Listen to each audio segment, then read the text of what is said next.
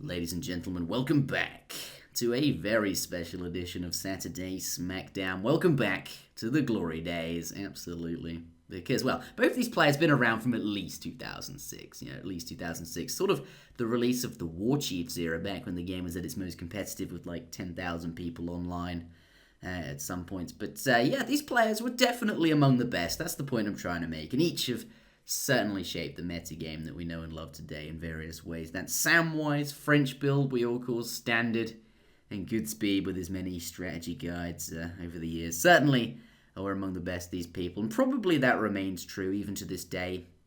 Even if they are a bit rusty now, with some old, rust in the gears, I guess, from having been away for so many years. Particularly Samwise, he's not played in a good few years, I think. But GoodSpeed has always been around, really, I guess. But yes, Samwise, welcome back. Has been playing a fair amount recently, actually. Managed to get up to pretty high ranks already. But yes, anyway, let's get this underway. Of course, this is Saturday Smackdown, a best of 7 on screen right now. You'll have been able to see all of the matchups that have been played for this event. And for your convenience, you are able to click on the flags to take you to the part of the video where that matchup was played. Also, there are timestamps in the description that do exactly the same thing if perhaps you are viewing on a handheld device. Yes, but without further ado, please do enjoy the video. Ladies and gentlemen, welcome back to Saturday Smackdown. Absolutely. Zuta, you know the drill. It's, I wasn't ready this time. But, you weren't ready. Every week. Saturday, May 9th. Okay, 9th of May, 2015. Wow, absolutely. It's really already the 9th of May. That's insane. Mm-hmm. So, for anyone watching this as a VOD, we do this every week on a Saturday at 9 p.m. BST. That is British Summer Time. It's 8 p.m. GMT. And if you live where Zuta lives, that's 1 p.m. PST in the United States. Though, obviously, I can't give you all of them. I don't even know all of them. But I thought I'd mention this at the very beginning. I was thinking that's probably something we ought to do at the first game in every series. But yes, we do have a very interesting matchup today. None other than Samwise12 recently has returned to play in the game, has taken a very long break, and I believe during the tournament said a couple of things about him being unhappy with H2O winning so many games. Maybe Samwise will certainly, or I don't know, certainly, maybe we'll see Samwise in the next ASC tournament, which, by the way, is happening in sign-ups happen in June and it starts in July. So I just wanted to point that out to anyone. So there is that. But what's going on? What's funny? What is GoodSpeed doing? What is his? How is his cherry orchard? What? I missed that. Why is it so far? Like it's one thing to scout with it, but it's another thing to run it into under your opponent's town center. He could very well have lost that had he not been very careful. Maybe he just right-clicked over there and was like, "Oh, I'll go and retask it in a moment," and then just forgot. That's probably it.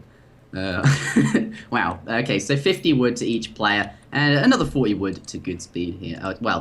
So there is that. But Samwise definitely, and GoodSpeed, as I just mentioned, also as well, a very good player, has been around for a very long time, and equally was probably active and almost as good as Sam back in the day, back long ago when they were playing actively. But GoodSpeed never really went away. He's actually made quite a few guides for Age of Empires 3. And I think like a lot of what he said shaped the meta and how a lot of people do play. Samwise getting up for his traditional 10-minute break though. Yeah, we're 10 minutes in, and now Sam has decided he needs to stand up and take a break. So, for anyone who doesn't know, like Zuta was saying, he's traditionally always randomly taking breaks for the VOD. Anyway, so we're back. Here's the Japan mirror.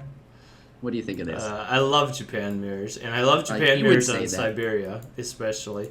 Siberia is such a good map to have a Japan mirror because it's got like everything that Japan needs. It's got loads of hunts to put your shrines on. They're like super spread out hunts, so it's like makes the map a little bit more dynamic.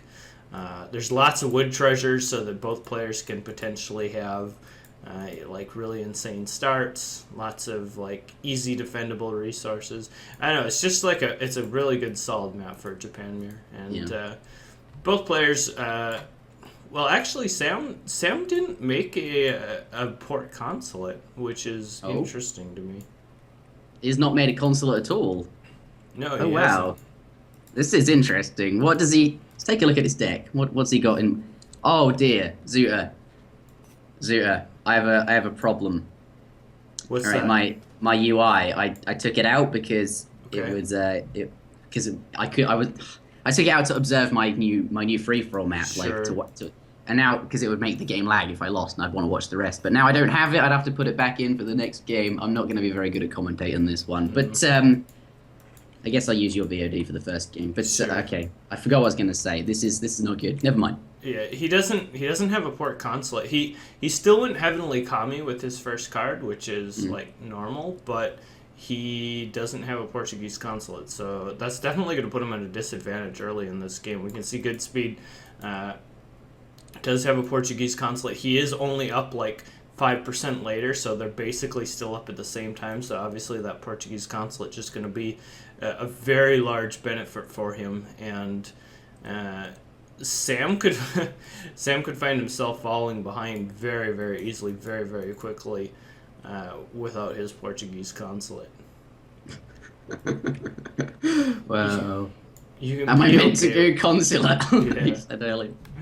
Yeah, it's I don't. The thing is, Sam was never really known for his Japanese play. I mean, sure he played Japan, at times, but definitely when like I think of Sam's like best civs, I think of European civs like French, Brits, stuff like that, and Certainly his famous French build that comes to mind every time we seem to watch a player play in his France. yeah, and so This is that guy that if anyone was wondering, this is the guy who came up with the French build that we always talk about. But yeah, go ahead. So I'm a bit concerned that I mean this is a huge disadvantage. Like he does run the risk of like just straight up losing early in the game because like his eco just isn't going to be able to keep up. He is going to have to try and push some sort of like other advantage early in the game if he wants to have a chance to like win.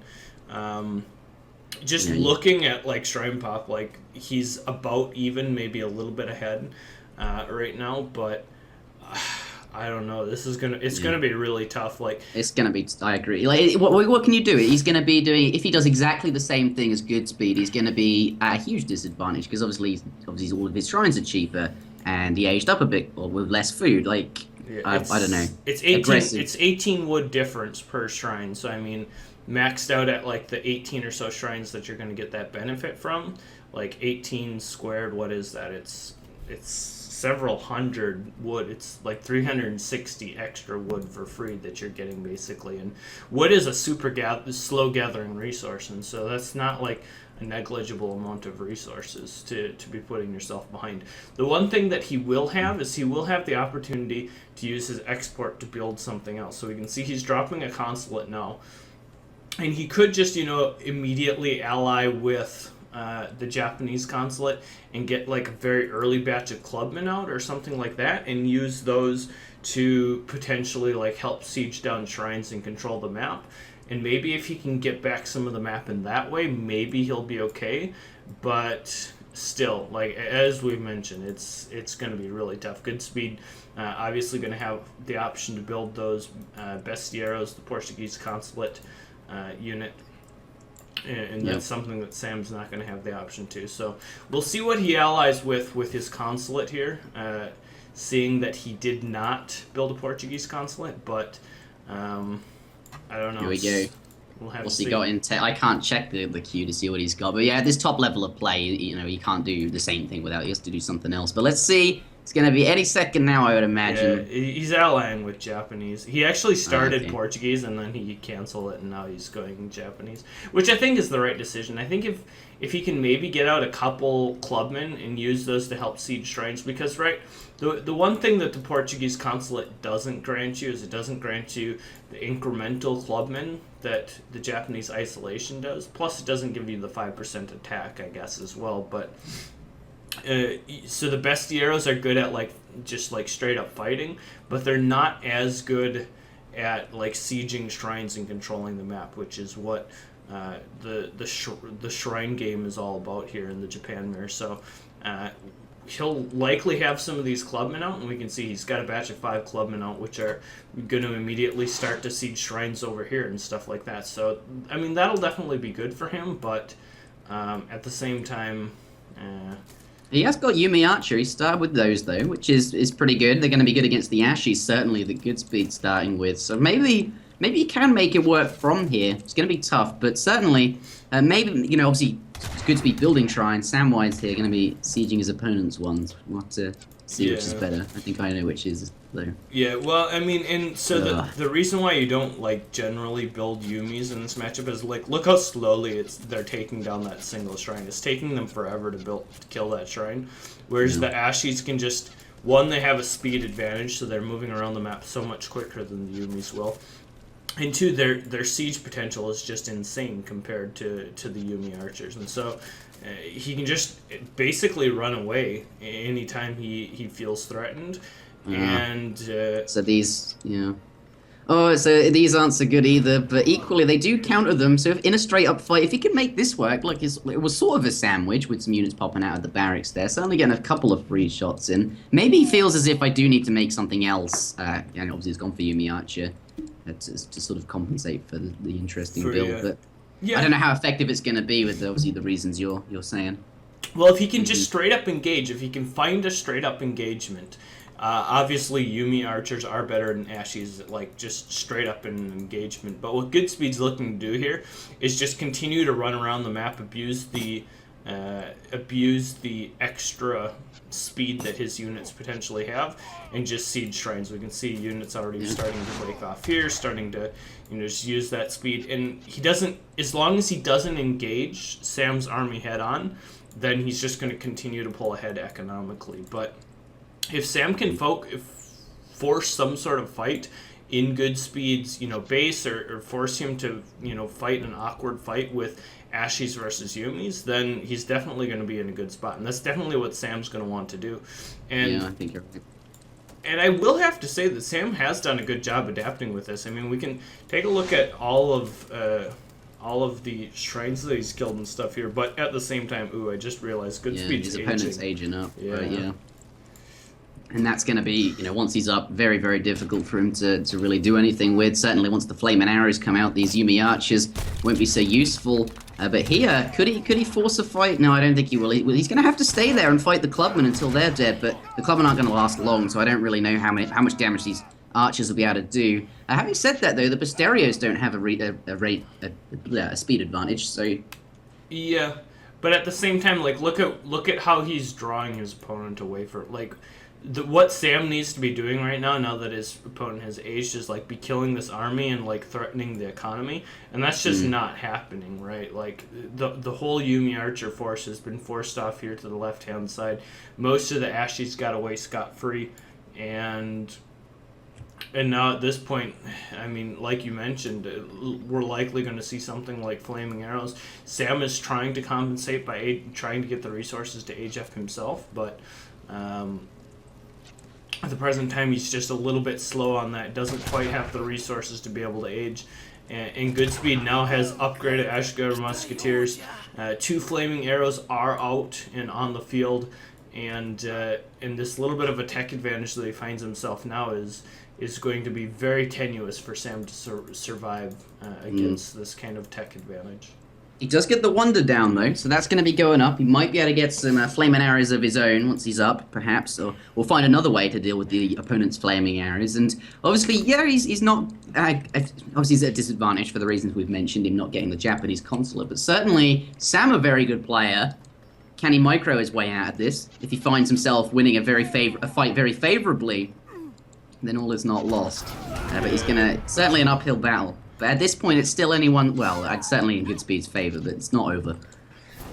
Oh, those flaming arrow shots. They're so... they have so much range. It's going to be really tough, because GoodSpeed's just going to march in here. I mean, Sam's only about halfway aged up. The flaming arrows are really starting to do some noticeable damage, and there's 2 more flaming arrows that have just been shipped as well, so... 4 flaming arrows. And he can't do anything until his own arrive, because he doesn't want to get in range, and that barracks is going to go down. He's only got 1 left. And if you're saying 2 more flaming arrows are coming, it's going to be a long time before Samwise can do anything similar. There's no way he's going to be able to take these out. It's going to be very, very difficult. He's getting a couple nice volleys off on the Ashies there. Oh. But taking all that damage from the flaming arrows, I mean, and he's still, you have to realize, like, he's just aged up now. Here come all the Minutemen, everything gonna pop out at once. A decent surround there from the popping out Yumi, the Minutemen. Yeah, he got the hand combat sentries. He's taken, they're both down. Look at that, he's managed to take the flaming arrows out. They did do a reasonable amount of damage, but now it's just Yumi archers versus essentially musketeers. Well, I guess Red, there's a couple of Mysterios and other ranged units in there mixed in, but he's gonna have to leave. Yeah, I mean, he's survived. He's alive.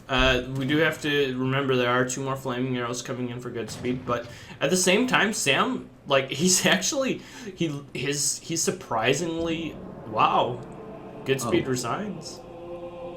Really? I think the game is over. To be perfectly honest, like, I don't disagree with the fact that he resigned here. Like, look at the mass of Yumi archers that Sam has alive. He's just lost 2 of his flaming arrows. Likely Sam's going to have 2 flaming arrows of his own coming. And the upgrades are going to be pretty insane for Samwise here moving forwards as well. Like, he's going to be able to upgrade his Yumis, and he's at a shrine advantage. Like, what happened? Did he not? Wow. Yeah, I don't know. Like, I mean, it was probably a bit premature to resign, but I think Sam's in the better position here.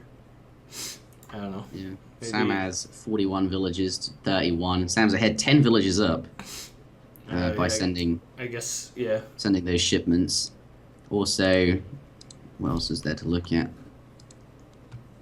I don't know. Like, you still got 2 flaming arrows. I don't know if that argument's like, it's not like, I guess Green does have his own on the way. Yeah, I mean, Green will have his own. Green has got the better counter army. He's got pure Yumi versus pure Ashi, and he's got more shrines and more map control as well. I mean, it certainly wasn't over. It was definitely a premature resign, but.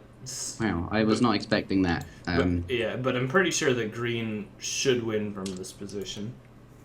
So, all right. Well, I'm gonna close my game and then put my UI main new back in. Get your UI back in.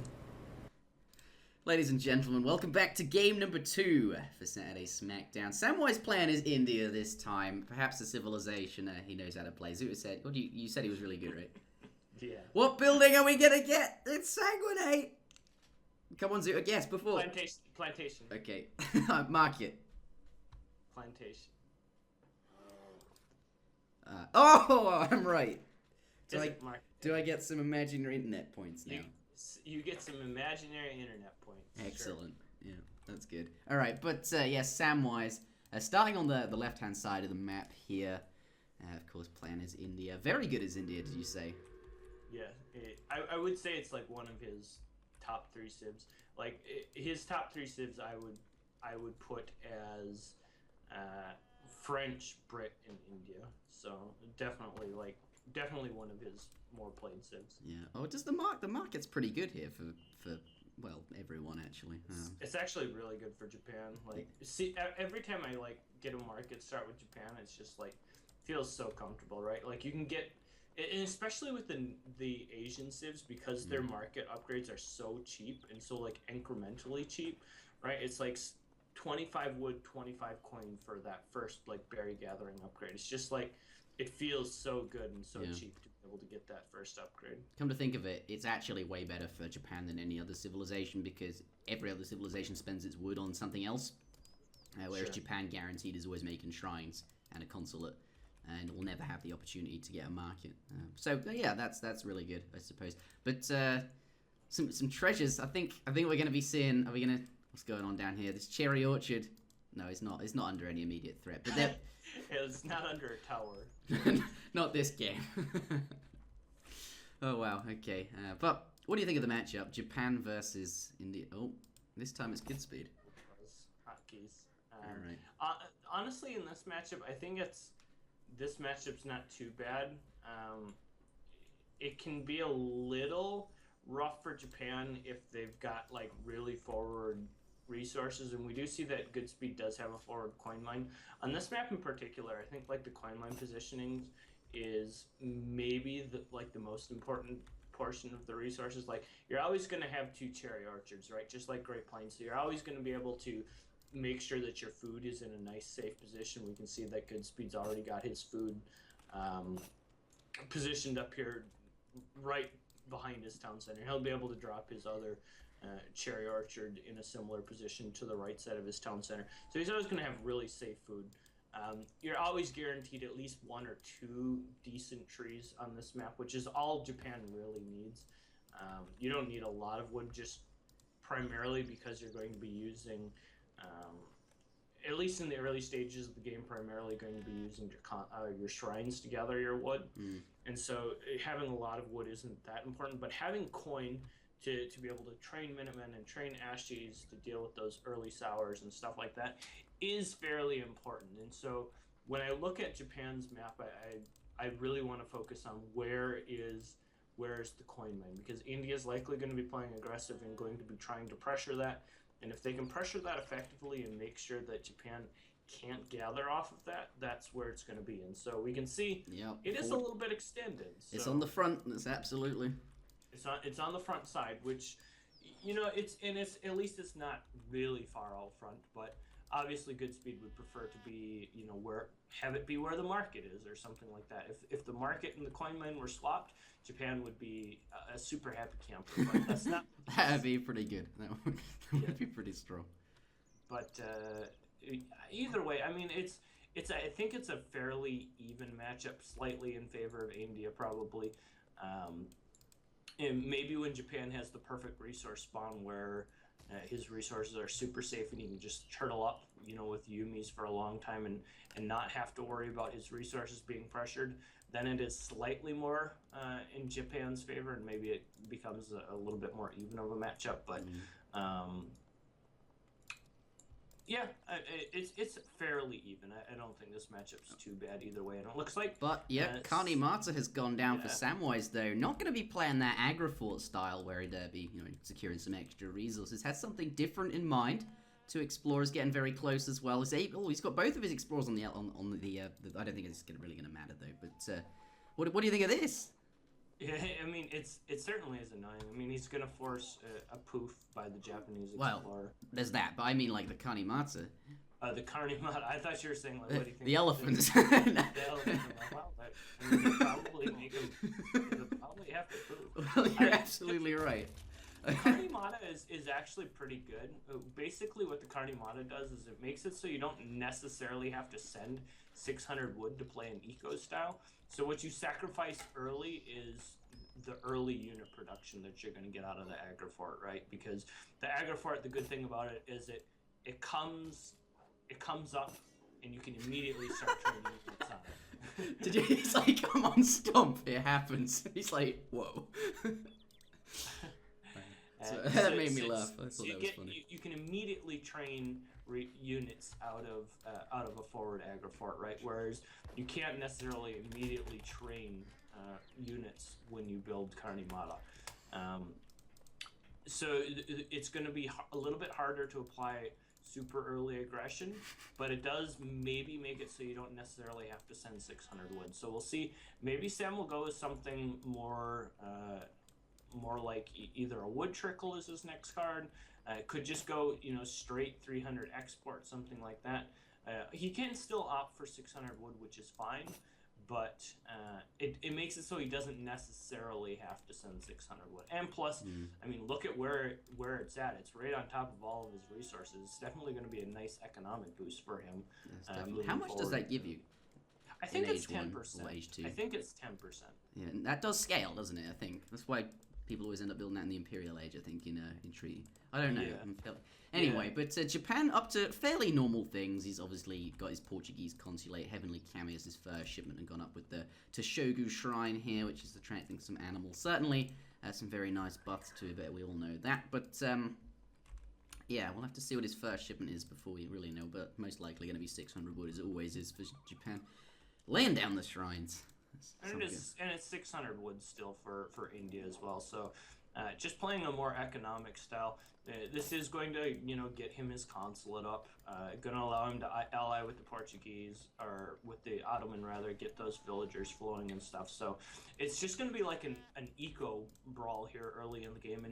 And sometimes people, like wonder, like, how do you deal with Japan? And honestly, India's like eco is almost as good as Japan when they play flat out eco early in the game. Yeah.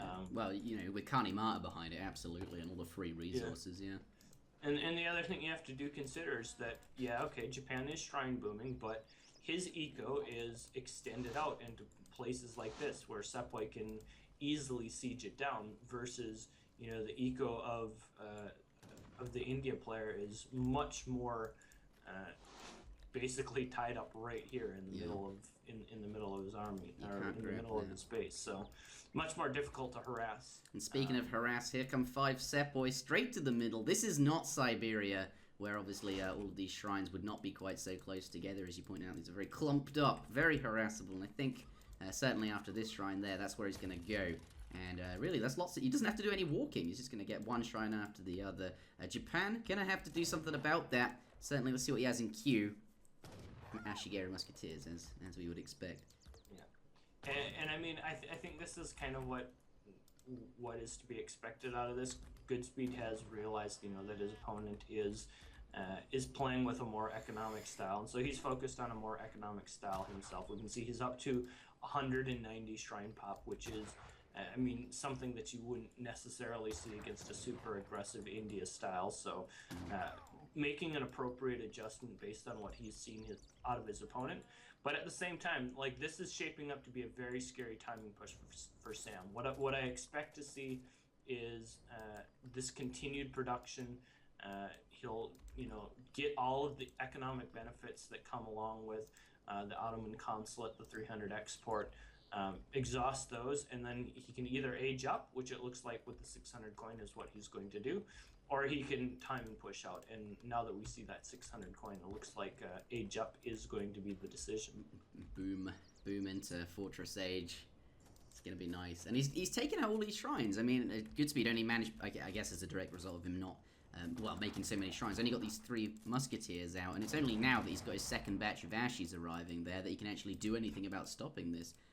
Only takes out 2, actually, so these 2 are going to stay standing. So that's not too bad. But up to the Fortress Age is Samwise, and is GoodSpeed. He's gonna have to. What's he up to? He sent coin as well, so it looks like he's going to follow him up. Maybe he has identified the lack of Indian units there. And yeah, and I mean that's what is to be expected. I mean, if you look at India's army right now, you just don't see a lot, and so at that point with Japan, it's hard to know for certain. Like, you don't know if there's like 30 Gurkhas standing behind this, but you kind of have to assume at this point that your opponent is trying to age, and then age yourself, because obviously if India is aging up, you're gonna want to be aged up yourself to be able to deal with that.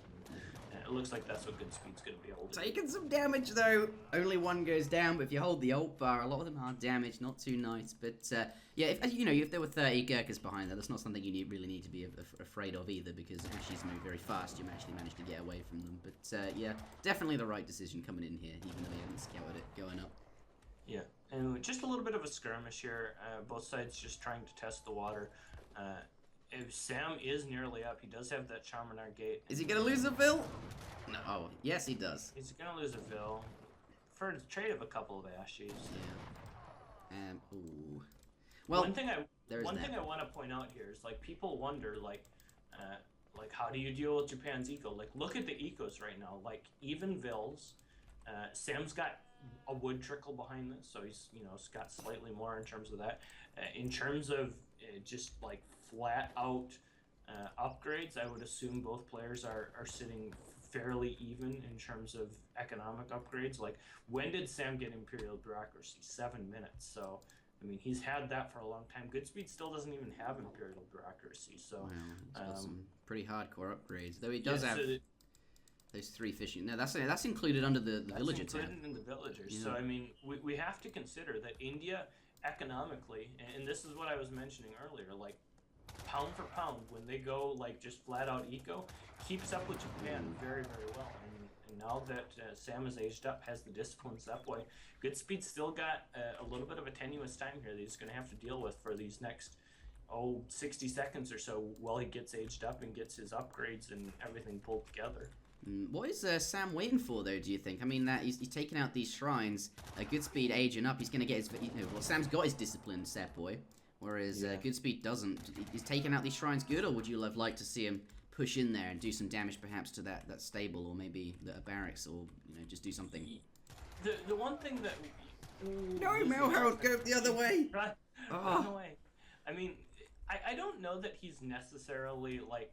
He's got to wait for something. Like is that what he was waiting for? Yeah. I mean, look at how many Sepway are moving across the map now. He shipped 9 Sepway, I believe, and and got the upgrade. So I mean, he's got a very large mass. He's also likely going to want to wait for something else extra, so he can continue to siege shrines and force the Japan player to come out of his base. And then I think what he's going to continue to play for is either something like the 2 elephants with the cannons on their back. I forget what they're called. Siege elephants. Yeah, siege elephants. Or Urumi, something like that, where he can use those to continue to push his tech advantage and force Japan out of his base. I mean, at this point, he's economically he's still ahead in a fine position. It's always going to be hard to push into Japan's base and fight underneath his town center, especially if something like, say, 2 flaming arrows pops out, right while the fight is happening or something, and your infantry is and at the time caught. Aside from that, Mahal, the composition was just basically musket people. But you're right, Urumi have arrived, and this looks like go time for him, pulling everything together, as well as these red coats, and also, of course, the 2 explorer elephants there. This is where he's gonna go in. Is Green ready for it? It's quite a lot of stuff. I don't know. There's a lot of stuff. This is a very scary India. Oh, he sees it. He hasn't seen all of it though. A lot of it's in the back. So he's gonna. Seen the Urumi yet. No, he's gonna continue to fight this. The Urumi though, getting messed up in those trees. They want to be fighting here, but they're walking through. So at this point, Japan's still okay. The Urumi not in position just yet. Yeah, it's hard to get those Urumi in position as well. GoodSpeed doing a good job of kiting with his Yumi, trying to get as much damage down as possible before the fight full-on engages. Yeah. But the Urumi, they're going the wrong way. They're only good against heavy infantry. They don't do any sort of extra damage versus these Yumi. They still do insane damage, so just the splash in general is really good. Aerial 1 is pretty effective. They did tank a lot, that is certainly that. And then, what do you think of the fight though? Yeah, it's fairly even so far, and probably an even fight is the best that Japan can hope for here. Naturally, Japan's going to have better reinforcements. His eco probably is slightly stronger. They are fighting closer to his base, so his reinforcements are going to be very, very good moving forwards here. But still, at the same time, we can see India moving a lot of units across the map, mixing in a lot of Gurkhas, still getting some pretty good trades. And to be perfectly fair, I don't know that that was really that great for India. No. Japan holding pretty well. Japan also now has the 2 flaming arrows, and I just have to question the Urumi shipment. I don't know that was necessarily the right call. I don't know that Urumi were necessarily what he needed. I think I would have preferred to see 2 siege elephants to deal with the eventual flaming arrows that were likely to be shipped. Yep. Plus, then he can just set up camp outside GoodSpeed's base. He doesn't have to worry about the kiting Yumi and trying to force an engagement where Urumi, they're not a very good force and engagement type unit, right? They're much better. They're much better popping out of a town center around a bunch of heavy infantry that are pushing into your base or something like that. Yeah, if you can get them in a good position, they're absolutely devastating. But when you're chasing down an army and chasing down a Japanese player who's got really fast, high range units, it's much more difficult to make them effective. But imagine if he had sent something like 2 siege elephants or something like that, and just set up camp and started sieging down to the Tashuga Shrine. Could have been really good. Could have been really, really good, really strong.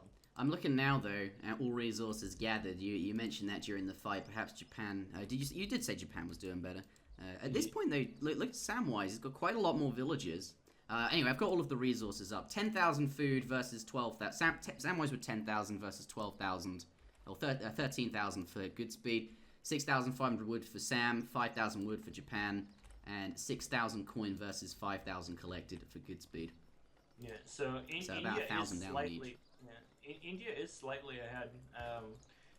And, I mean, that's not too surprising. Japan just had a really good, efficient fight there as well. But, I mean, if you look at, like, obviously, like, Sam's eco is definitely rolling. It's clicking on all cylinders at this point. And some of that comes down to the fact that he's, you know, had really good upgrades really early, and he's a civ that can gather from hunts, which is really good as well. Uh-oh, flaming arrows. Oh, he does lose... He did lose some units down there, though. But, flaming arrows, yeah, they're taking an unnecessary amount of damage there. That was definitely nice done. Yeah, but able to reciprocate some of the damage, and these Yumis are going to be so brutal in this fight here as well. It's going to be really, really difficult to fight these Yumis. Especially with those... Well, actually, the trees don't make any difference. There's no cav here for purple, but yeah. And getting to the cannons as well. How is he going to do that? Yeah. And like the volleys are starting from these, and then they're just sitting behind these trees so nicely. At the same time, there's a lot of India stuff here, and moving his villagers forward looks like he's just going to use those to try and help soak some damage, and everything moving forward here looks like we're going to have a big old fight. It does. I don't know. Look at that green. Yeah. I mean, to be fair, those things are dropping quite quickly. They take double damage from every unit when they're in a, hand combat versus the disciplined Ashigaru also. The Yumi. One flaming arrow holding out in the back. Looks like a couple of villagers going to run up and try and snipe it. Yeah, I think he's definitely held this, absolutely. But he's spent quite a lot of villagers doing it. He's gone from having a comfortable villager lead to being 8 behind by 8, and possibly more once these clubmen have had their way. Yeah. And now, oh wow, look at that 5! Cavalry coming in, Naginata Riders versus nothing but disciplined cucumbers, but fortunately does make some Zambraks just in time to deal with those. But see, the thing here is, even if this fight doesn't go super well for Japan, like, his eco is still rolling behind this. He's killed a lot of villagers. He's forcing the India player off resources. There's not a lot of hunt left on the map, where he's safely continuing to gather in his base and with shrines, and doesn't really have to deal, with any sort of impending follow-up push that were to come here. And this is where Japan is just going to start to spiral a bit out of control. Getting favorable trades, going to be able to continue to, do his thing. And even though, like we mentioned, it doesn't straight out win the game right here. Like, look at the villager counts, 29 versus 49. He spent so much to just defend against that. And like, just look at the just a batch of like 20 Yumis pops out, and India has to win right now with this follow-up, or else the game is over, essentially. Yeah, doesn't have the villagers to keep going. He's got to push. I don't know if he can do it though. Did even the window is now, but did he even have it? It wasn't. I don't know. The window was maybe not even ever present. If it was, it would have been like a smidgen. Like the window, not even a small child would have been able to fit through that window. Yeah, it would have been very, very difficult to find. And I think this is going to be game number 2 going to GoodSpeed, because honestly, I just don't see a way. I don't see a way that India pushes into this many Yumi and this many upgraded Yumi. Perhaps the Yorumi was the key error there, or not necessarily an error if he got it down properly, but they did get messed up by those trees and ultimately not find any targets. But here is a fight. Plenty of cavalry coming forward. Not really very many Zambaraks, and those things are not quite as good as Dragoons anyway. It's going to find it tough to bring down all of these. And look at that in the back there. Just so much damage from the Yumis. You don't even have to play Age of Empires to realize Green's got a lot of stuff. Yep. There's game number 2. Game number 2 to GoodSpeed. The score is 1-1. One game apiece. OP Civ. Oh wow. Okay. Yeah, but 1-1. GoodSpeed bringing it back to even. All right, this series is going somewhere, guys. Not a 4-0 sweep, or even I don't know. We'll see. But, I didn't know what to expect out of GoodSpeed. GoodSpeed's always been good. Yeah, but I didn't know how much he had played, or like Sam's obviously been playing quite a bit recently, right? He's up to PR 35. Like he's obviously been playing to some degree, and so I think I expected him to be, you know, fairly on point, but I didn't know what to expect out of GoodSpeed. So good to see him take a game here. Ladies and gentlemen, welcome back to Saturday Smackdown for game number 3 in this best of 7. Samwise vs GoodSpeed. The score is 1-1. In the left-hand side of the map. See, I've gone to left and right. It's so much easier for me to... So much easier than east and west. I know what left and right is. Like, east and west, jeez. Oh, wow, okay. We do have Samwise12. Obviously going to go grab himself that trapped native scout. This is Mongolia. Both players going to be playing as India. Well, not because... Well, I guess because of that, you could say that. But certainly it's a very good map for India, as we say time and time again. Lots of cows to be collecting. We'll have to see who wins the cow fight in early age 1. But Samwise picking himself up 2 there. Here we have GoodSpeed, though, in the right-hand side. In the colour orange. India mirror. Getting spammed on Skype. Had to set myself to do not disturb. There we go. Does that get rid of the...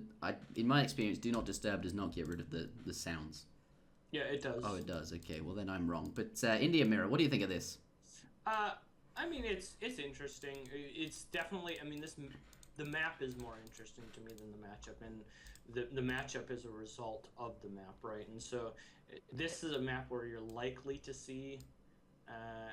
well, okay, so I think anything other than Agrifort on this map is wrong. Previously, so we saw Sam play in the previous game. He did some sort of Carney Madi build. And in a matchup in a map where map control isn't... Oh, wow. Those 2 cows got sniped right from under GoodSpeed's no. Hey, go ahead. But in a matchup in map where map control isn't nearly as important, I think that's fine. But map control in this matchup and in this map is far too important to forgo. So I'm pretty sure we'll see Agriforts. We may see like even Agriforts like facing each other like in the middle portions of the map, just defending their second and third hunts, and then it's just going to come down to who can control the resources in the central portion of the map better, and how they navigate around each other's Agriforts and armies, and whether or not they can get, you know, little pickoffs with groups of Gurkhas and stuff like that. Yeah. Because it's very difficult to gauge your opponent. This is so funny. Oh no, he doesn't grab them. Oh, okay. But at the same time, like it's pretty necessary to like try and build an advantage. Otherwise, you could just see the game just stall out and like not really amount to anything for a very long time. And then you move into that situation where like these kinds of hunts become very critical. And then we have those wacky games where like it's 18 minutes and the entire focus of the game like shifts to like the north side of the map. So we'll have to see whether or not that happens. Yeah, we will. Oh, I don't know. Wonder going down for GoodSpeed. Let's take a look at. Well, it's clearly not an Agrifort. So it's going to be a... Yeah. And I think this is a mistake. I'll be curious to see whether or not Sam does the same thing. But I think if Sam has an Agrifort, even if it's a super slow Agrifort like out here, he's going to set himself up for so much more potential success. It looks like GoodSpeed not going to do that, and I'm curious to see as to whether or not Sam will move a villager forward. Looks like we're going to just see double Carney Mata. You know, I thought you would be absolutely right on this one. I thought like, well, you know, this map, you don't have that many hunt in your base. You do have the berries, so I guess okay, maybe, but at the same time, there's not so many hunt. You need to put the Agrifort forward, capture that along with the rest of the coin and etc. etc. I thought, all right. Yeah, I think it's a mistake. I mean, I'll just like flat out say it. I think not going Agrifort on this map is a mistake, and I think if one player or the other had gone with the Agrifort, it would be significantly better. Now, do you not think? Well, they perhaps think to themselves, "I've got berries. I can stay in my base a bit longer." But I mean, if your solution is always going to be I have berries, like that's not a very good justification for not taking map control. Especially with a civ like India, who, you know, like is going to need some hunt at least, moving forward. Like, you need some food. If you're Japan, then it's like, fine, okay, I don't care. Like, I'll wall myself up in this little chunk of the map and be perfectly fine, but that's not necessarily the case with India. It'll end up working out, I guess, and GoodSpeed is doing the build that I thought we were going to see Sam do last game, where he makes the Karni Madi, and I'd be very surprised if he doesn't just go straight 300 export here. And I mean, GoodSpeed's playing a very greedy economic build, and unless Sam does something similar, it could definitely pay off for him and could end up. I mean, look at what GoodSpeed's done. He's grabbed a trading post, built a consulate, and built a market. Like, what part of that is equipped to deal with potential aggression? That's like, true. Absolutely nothing. So cutting a few corners, and maybe like they've played this matchup a couple times, and he knows Sam's tendencies or something like that, and he's just trying to cut corners as a result of that. But had there been an aggro fort outside of his base, with any number of Sepoys potentially threatening him, it could be in quite a bit of trouble. But not going to be the case. 300 export does come through, and it looks like he, at least for the time being, is going to get away with this very, very greedy start.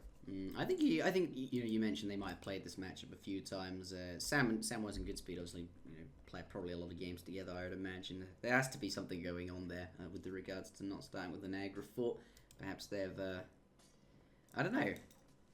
Sam's still opening with 600 wood though, interestingly, which is going to give him more aggressive options. If we take a look at GoodSpeed's wood count right now, he just doesn't have the wood available to drop a military structure. And so this is just screaming like semi-FF to me. I don't think he'll make any military units before he drops his next wonders to the third age. I think he's just like straight up eco-FF. And Sam, on the other hand, we can see has shipped 600 wood, is building a barracks, and does have intentions to at least apply a little bit of pressure and continue to get a few more upgrades. And yeah, like there's 600 coin for GoodSpeed. He's going up, absolutely. But with the 600 wood start, well, not really start, but certainly with that, it's going to be adding in a barracks here. Certainly going to be making a few military units. Wow, that village is pretty low from the scale. I'm sure he'll notice though. But it doesn't look too good. I think Sam's going to find it tough unless he follows him up fairly soon. If GoodSpeed can get up unharassed, literally, like he's with this incredible economy, market, absolutely everything, trading post as well, lots of yaks for the XP there. I feel like Samwise is going to find it very, very tough indeed to deal with that insane fortress economy and obviously the tech advantage it grants. Yeah, sure, and that's definitely true. We'll have to see how many units Sam decides to make, and whether or not he tries to apply any pressure, because if he doesn't apply any pressure, he's basically just behind a whole shipment, right? Like, he shipped 600 wood, made a barracks out of that 600 wood, but then just hasn't done anything else as a result of it. Like, if he doesn't train any units out of it, then it's kind of a bit foolish, right? Especially if GoodSpeed, his opponent, is doing something very similar, just has cut the barracks and the 600 wood to be able to get up a little bit earlier. I mean, it does look like Sam is going to be aging, but we can see the consequences of his 600 wood shipment. Up significantly slower. GoodSpeed already 40% of the way aged. Yeah, true. And GoodSpeed, obviously, now his 600 wood coming down. It's not like he doesn't have it. He's going to get his Raxes up. He hasn't even... Well, he's not needed them, and he's not... Until now, I guess. It's clearly just a better order here. But maybe Sam didn't think... he didn't realise what GoodSpeed was up to. Didn't think he'd be playing in that way. Perhaps wouldn't be playing it so risky. And equally... just realised perhaps I'm not going to do too much damage to him right now. I've certainly got to go up anyway. And just goes up with 600 coin. He's going to be a bit later and at a disadvantage because of that. I mean, GoodSpeed took a risk. Looks like it's paid off. Yeah, at this point, that's definitely the case. I mean, GoodSpeed got away.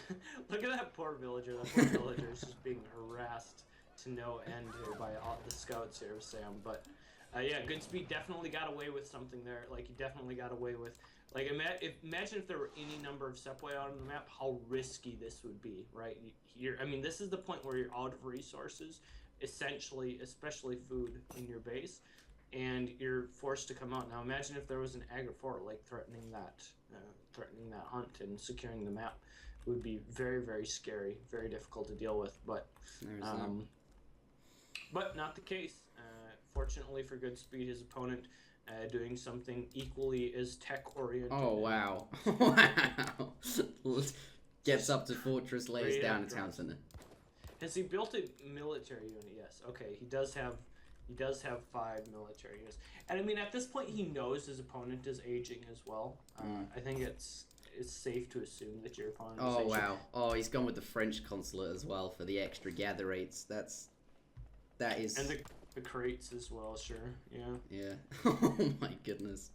That is one greedy GoodSpeed. Yeah. It's super greedy. And we can see that Sam is... Wow, GoodSpeed is probably FIing here. Like, I think it's 1,000 coin. I think you're right at this point. Yeah. Naked FI, essentially. Naked FI, yeah. You don't see that. I feel like only a semi FI is viable ever, and that is also not very good. This is he gonna get away with this? Just straight up, just no issues. Thing is, Sam is making a lot of units now. Like, look at the units starting to come forward for Sam. Shipped 8 Gurkha, has himself a stable coming up, has been making Gurkha. There are a lot of military units out for Samwise12 right now. And until he gets to the 4th age and gets, whatever it is that he's hoping to FI for out and like actually working for him. I mean, look at how many resources he spent on stuff that are not going to be helpful to him in defending this push. He's built a 2nd town center. He's aged up to the 3rd and likely soon the 4th age. Like, there's not a lot in that build that is prepared to help you deal with this timing push. And this timing push is going to be difficult to deal with. We can see Zams have been shipped, Gurkhas have been shipped, Gurkhas have been upgraded, and this is going to be a very scary push. Like, this is just GoodSpeed playing straight out greed mode, and if he can get away with it, it'll be amazing. Yeah, I'll be shocked as well. It'll look really cool, but at the same time, there are going to be so many units here very soon to deal with. Yeah, it's worth noting that GoodSpeed does have lots of Urumi in his industrial age thing, but obviously he's not naked FIing. He's certainly training some units here. The elephant's tanking a lot of damage. 2 Mahouts do pop out, though. That's where he's been spending those on. This is pretty good. Those things really quite good against the infantry here, and certainly the 2... Well, those 2 elephants... sorry, the orange elephants were soaking damage. They were gone, and I was confused by the green ones here. But does deal with the elephants, the Mahouts, but with the centuries and the irregulars mixed in. Doesn't look like he's going to continue, though. Yeah, and Sam continuing to be ready to follow this up, continuing to make more units. And GoodSpeed, I don't know. I wonder if he's like put the brakes on this FI notion that he potentially had. It looks like that may be the case because he's still got 1,000 coins stockpiled. Like, if he can get up enough food, I think he realized like the grave danger he was in and decided to at least make something. Make something, because I mean, if he had not just made anything and had just decided that he was just going to try and straight FI, he would have just straight up lost to that push. But yeah. Oh, okay, Urumi. The Fortress Age ones, but here they're okay. I guess they managed to get into combat right away, but it's not like they're fighting heavy infantry. But yeah, but still, they do have that splash damage, do a decent amount of damage, but. Like you mentioned, certainly not, Zams and Gurkha are not heavy infantry, and so they are going to drop fairly quickly and not accomplish, too much. Sure, they do accomplish a little bit of something, but yeah, definitely not like they had popped out in the middle of all the, like a bunch of Sepoy or something like that, which would have been just absolutely insane. And now we can see, like, Sam's continuing to pressure up. He's continuing to make units. And GoodSpeed, like, he's still floating so much coin. I still wonder if he doesn't have, like, in the back of his mind, he's still thinking, like, I want to get to the 4th age, but... Yeah, it's either do that, commit to it, or not at this point, I suppose. So we'll see what he does. I don't know. I think he must have it on his mind. He's clearly not rearranging these villages on the coin to go gather food or something like that. And military he just keeps having to spend his big chunks of food in defending, right? defending, like in Urmi and Mahouts and stuff like that. And this is the situation now where, because he doesn't have map control, and because, you know, he doesn't have an Agra Fort, doesn't have map control or any map presence, that I don't know that he'll even ever be able to get up enough food to actually try and get to the next stage. We can see Sam's building a town center here in a much better spot than GoodSpeed's. This town center's considerably more forward. Is defending the backside or the middle portion of the map a little bit better than GoodSpeed's town center is, and this is maybe the potential risk of, you know, just doing this super greedy defensive build. Is now, sure, you got away with it early, but now, you know, your opponent has more map control, has a bigger army, and it might be difficult to maintain, you know, this sort of presence in the middle of the map. Yeah, I think the town centre is pretty good at this point. Actually, the villager count's been quite even for a long time, and I feel like, you know, at this point you can certainly afford to drop down a town centre and get your eco going. And the military is actually very even as well. GoodSpeed managed to get away with his a lot earlier, but actually his villager count isn't better as a result of that. Yeah, he just had to spend all of his resources, you know, not dying, essentially. Yeah, rather than making villages or doing anything else like aging up. Just skirmishes. That's all that's really happening with, ironically, these skirmisher type units. Yeah, I mean, they're just poking at each other. It's really hard to commit. I mean, GoodSpeed especially doesn't really know what Sam has behind this. Like, for all he knows, there could be, you know, like 10 sours or something. So he has to be very careful with how he pushes out. And Sam, similarly, you know, pushing underneath the town center where there could be a Mahout shipment or something like that awaiting him. Even something like a sour shipment is always scary to push into. So yeah. Whoa! There it is. Yeah, not too good. Oh dear, okay, and he doesn't have very much anti-cavalry really to deal with this at all. Certainly those, well, the last Zambrek just died. Oh dear. Fortunately, he wasn't standing right underneath the town center. No. Call Minutemen immediately. But there's nothing fortunate about this. Those things are extremely tanky, allowing the orange units to catch up, and they'll be doing lots of damage. Though having said that, I guess he does have to kill the sentries here. He's done a reasonable job of getting away. I feel like that is the case. Perhaps GoodSpeed could have,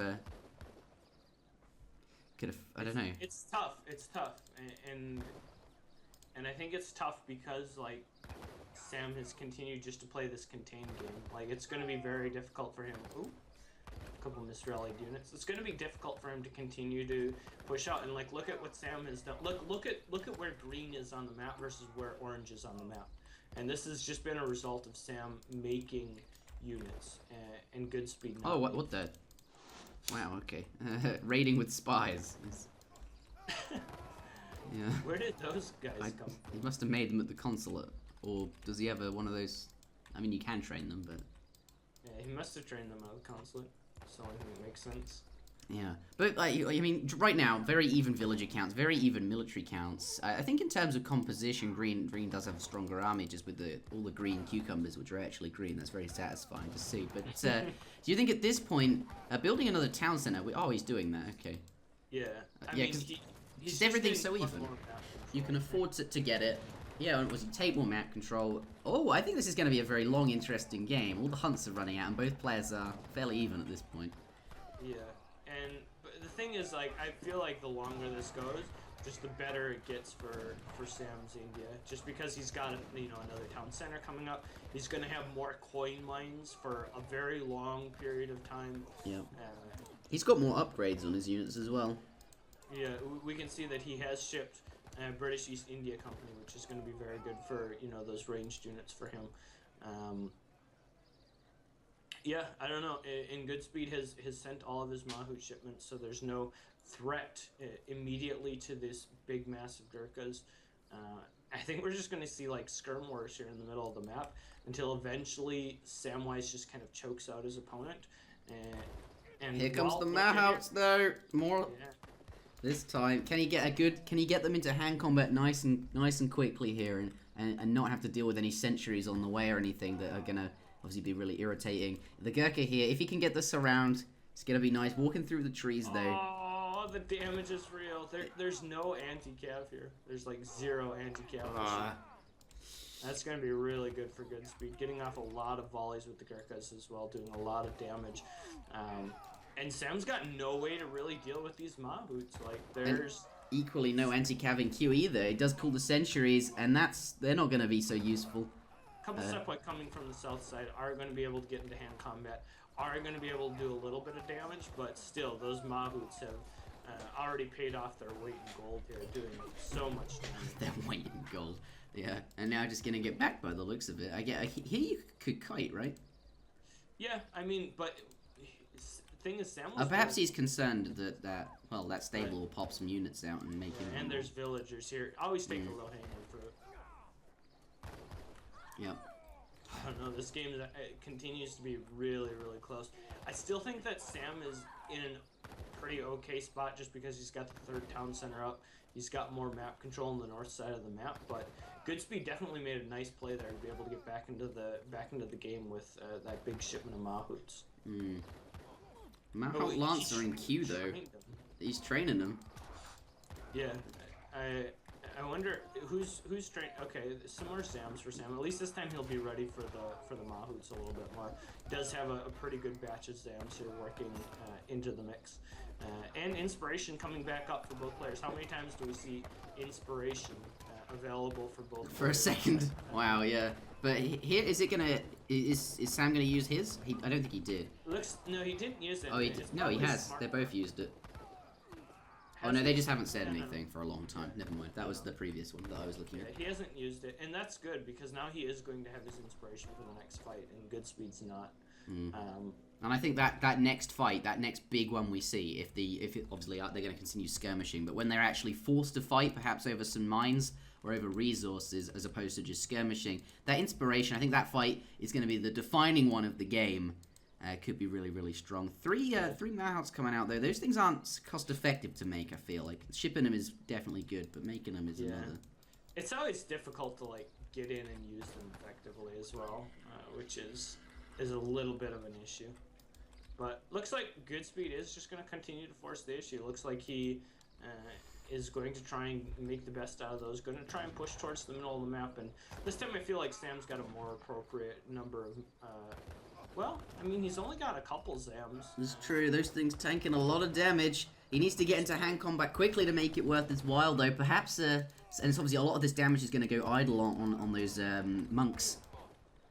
Yeah, I don't know, the Mahout's going down pretty quick. Inspiration was cast by Samwise as well, so okay. Is able to deal with the Mahouts fairly well, and now has a very nice, massive skirmisher still alive here, but they're so expensive, they die so quick, the Mahouts. Sorry, what? It's so funny just hearing like the pops of the Gurkhas, right? Pop, pop, pop, pop. Like, it doesn't seem that threatening.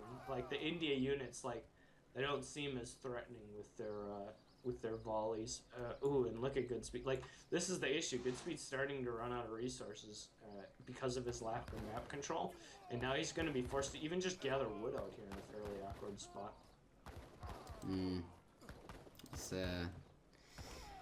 It's not too good. Just skirmishes though. Yeah, I feel like there's been this ongoing like Gurkha like fight in the middle of the map for like the past like 12 minutes, and like neither side has really been able to pull an advantage. Like it continues to be so close. Like look at the villager counts, basically bang on even. Military counts continue to be fairly equivalent as well. Sam getting a little bit of a raid with a couple of like 1 HP sentries over here. I guess he's slowly working away on a villager over there, but... Oh, 3 more Mahouts though. Yeah. Those things are so expensive. Oh, They're look at so that. expensive. Half damage as well. Yeah, the thing is, just by making them, he's allowing his Gurkhas to get a lot of free damage off while Sam is forced to continue to retreat and kite around those and deal with them. And but is it worth it though? Like, I guess that's the question. I think, well, yeah. he probably thinks it is because he's continuing to make them. Yeah, but I don't know that that's necessarily true, and it looks like Sam's going to win this fight. And now, this fight may be the decider here, honestly, because GoodSpeed is really starting to be pressed for resources. This is kind of do or die time. He really needs to get out here. Like he's still being raided by those sentries. Yeah. Fortunately, sentries do like no damage to villagers because they do have a 0.5 multiplier. So I think he's only lost 1 villager there, but.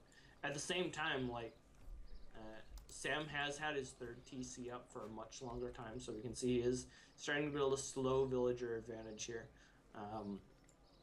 It does have access to a lot more coin mines. Like, look at this coin mine back here. Still has 4,200 coin on it, so it's not like he's going to have to transition off coin mines anytime soon. Whereas GoodSpeed, like, is... yeah, it is lagging. That's what I've noticed as well. Yeah, it's GoodSpeed's computer. It's not me then. No, it's not. Okay. It's GoodSpeed's I thought maybe it was the recording, but I thought, wow, Camtasia is so bad, but I don't think it is then. No, GoodSpeed's playing on a different computer because apparently, like, he broke his keyboard or something, which has forced him to play on like a completely different computer or something. Like, I don't know how it all worked out, but apparently, his computer's not up to par of what it usually is. Okay, because I was like in one of the previous fights, I was just watching my everything just lag a lot, and I just felt like I was just not focusing on anything that was happening. I was just watching it lag, thinking, "Is that me? Is that me?" Okay, I'm glad it's not. I turned my graphics down either way because Venny said to me once that sometimes that can affect your opponent. Though I don't necessarily understand how that would work or if that's true, but I'll do it anyway. Yeah, it's definitely not you. I'm pretty sure it's GoodSpeed at this point. But I don't know. Things are still like pretty even. Like, army sizes are about the same. Sam is pulling ahead in a villager lead ever so slightly, and I think that is just because of the third town center he's got up here to the north side of the map. Is finally able to make use of that. For the longest time, he really hasn't been able to make use of that, just because he hasn't had the floating resources to be able to continue to produce out of that. But now that, you know, the fighting has died down a little bit in the middle portion of the map, is able to actually make use of that, and we can see starting to pull a sizable villager count lead now as a result. Yeah, definitely getting very, very far ahead. Well, 6 villages isn't a huge amount when they both have 70, but certainly it is something, and he's going to continue to pull ahead much more quickly than his opponent, who only has 2. A lot of the fighting has slowed down due to the fact that they're transitioning over to these rice paddy fields. Looks like GoodSpeed has got 3, 4, 5 of them, whereas Samwise only has 1, 2, 3, 4. Building his 5th now. Okay, so I thought perhaps GoodSpeed had 2 more, so he would be able to focus creating military units and would essentially be 800 resources up in terms of creating units and then being able to resume fighting and pushing an advantage. But here, a very, very even game, though slightly in favor of Samwise with the extra TC. One thing I also want to point out is GoodSpeed's Carney Madi is not affecting the rice paddy gather rate of any of his rice paddies, whereas Sam has got his rice paddies basically all underneath his Carney Madi. So that's true. That's a fairly sizable eco difference there, and I think that's also partly of what we're seeing here at this point. Yeah. I'm going to take a look at all resources gathered before this fight gets underway. I don't think I'll be able to do it in time. Yeah. Well, anyone watching my VOD can see. But, yeah, it looks like this is going to start... I think... What do you think? It's really close. I think Sam's composition is slightly better here. That's what I was trying to assess. I don't think the Mahouts are really that good, and there's plenty of Zams to be able to deal with them. The slightly larger Gurkha mass is going to be really, really good for Sam here, and I don't know that the muskets are really going to pay off that much, but it's going to be tough. It's going to be tough either way. It's still just a skirmish at this point. Like, both players just skirmishing, literally, with the skirmisher units. Though 2 elephants do come out. Are they siege elephants? They are. Yeah, wow. Okay. Siege elephants and the falconet from the British Consulate. Single falcon. Though I still think green is quite a lot more able to cope. I mean, those siege elephants don't really do anything versus anything other than buildings, and it's not like green has any artillery for them to deal damage to either. Well, no, actually, I guess they do a reasonable. 40 damage is nothing to complain about, but it's not like a falcon. Sure. And they're also able to threaten the town center now that he's able to move forward here a little bit. What Sam really needs is to start mixing in some sours so that he has the full 3-unit composition here. But it looks like, I mean, he is going to continue to move his way forward. Looks like the Zam's going to actually just kind of run up here and start face-taking some damage. And at the same time, it looks like he's got a little bit of a raid coming off over here as well. So everything looking really good for Samwise. And now he does have an 11 villager lead as well, which is going to be very nice for him when it comes to reinforcing after this fight as well. It's true, but still the Madhouse very, lots of HP there. But going in perhaps they needed to come in a bit earlier when he had more units in the back to deal damage. But equally, you don't really want them anywhere near your opponent Zambarex. That cannon getting very low on hit points, and then really it's just going to be, a couple of heavy infantry with some Gurkha mixed in versus a very large army of Gurkha. GoodSpeed does call Inspiration, but it's probably only just become available. He'd much rather have used it earlier on in the fight. Doesn't look like it's going to be... Do you think it'll be enough? Those are quite grouped up, and they do area 1. Yeah, it's really tough. I don't think so. Yeah, GoodSpeed's resigning. Because obviously he's going to lose this fight right here by the looks of it. And then... And look at the villager counts as well. Yeah. Like, that's... Plus, as we've mentioned before as well, Sam's rice paddies are a lot better positioned. Let's take a look at Ulrith's gathered graph. You can see just from about the 15-minute mark, really, the gap does start to widen pretty quick. When I think of Age of Empires 3, just like as the game, like, and if I were to show someone Age of Empires 3 for the first time, and I would want them to like understand like multiple different game mechanics and stuff, this is the matchup you would show them. And I know you've said that before as well. Yep. Yeah, I think you're right, and it's a really, really fun matchup. I really do enjoy this one. But we do have, in the north of the map, in the color blue, playing as indeed the French. Samwise12. This is Kamchatka. Lots of hunt available. It's going to be fun. But that point applies more to the British player, who does indeed start in the south. Well, not exactly the south, but certainly more southerly than, I suppose, Samwise. But playing as the British here, we do have GoodSpeed. I like this matchup because... Obviously, the green establishes himself as that civ that booms. Yep. I want to build villages. I want to get, build manors more to the point, and get extra villages, send those boomy shipments like 700 and 600 wood, whereas France is either, has to do something about that, and there's multiple different things you can do. You can play something in the colonial age, or perhaps, be aggressive, or perhaps have that timing pressure rain down upon them. I don't know. That's why I like this matchup. Yeah, and that's precisely why you would, like, if you were showing someone Age of Empires 3 for the first time, why you would show them this matchup. Because it shows, like, that dynamic of, like, one civ who has a very clear agenda. Like, Brit is always, in this matchup, always going to try and play economically and always going to try and get, like, their eco rolling and, like, rely on the strength of their units in the Second Age or whatever. And it's up to French to, like, force some sort of change, to force some sort of break in status quo, and that's exactly like, and they have a lot of different ways they can do that. They can expo pike, they can 5 cav semi FF, they can like musk semi FF. You can do like almost anything with French and argue that it's that it's okay. Perhaps it's a water map, and that would be why. He's definitely lagging, like... Zzz. Yeah. Okay, I'm interested to see what he does, though. Obviously, he's gone with the early market start, which is, of course, I guess it doesn't really matter what you do as France. You're going to be doing that, and equally... but I want to see what happens. Do you think his hunt is... I feel like it's safer to semi-FF. I mean... But you could equally crossbow pike someone, especially if their hunts are bad.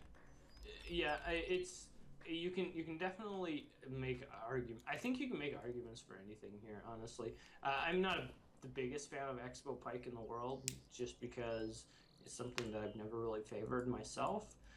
I would be much more in favor of just like a 5 cav semi FF, but and I think that's how Sam will play it. Although I have said before, like Sam does like to crossbow pike. Like that's something that he's always been fairly well known for, is his tendency to crossbow pike in a lot of like situations where a lot of other people probably wouldn't crossbow pike. So I think there's an equal chance that we'll see either. I think 50-50 chance that either expo pikes or 5 cav semi FFs, and I think you could argue that either is a perfectly adequate response to the matchup. Oh wow! Look at GoodSpeed's first card. Oh, okay. That's to be fair, this is GoodSpeed. I've seen GoodSpeed do this before, even in the tournament.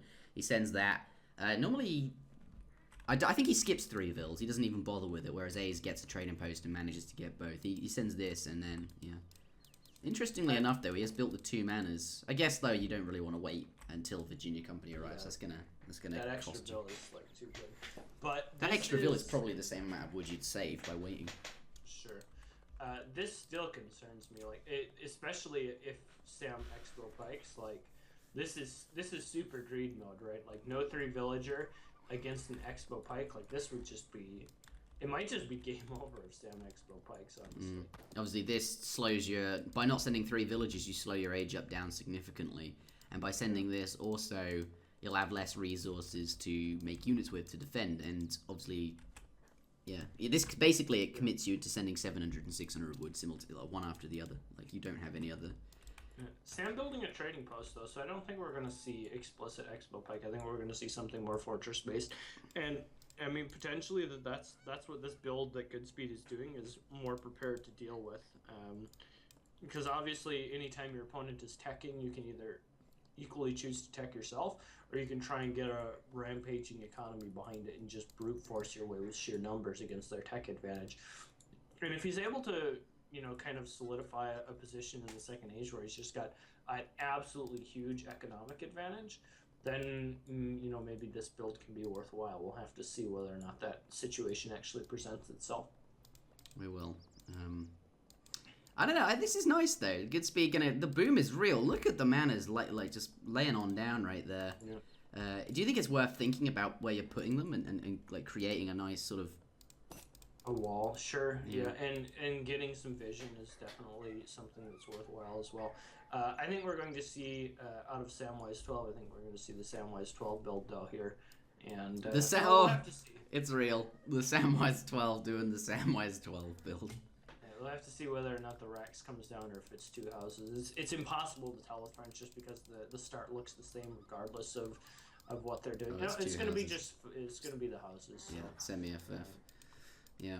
Okay, not doing the Samwise12 build, but this is probably more appropriate against British, I feel, anyway. Well, obviously, it gets you up. Like. Yeah.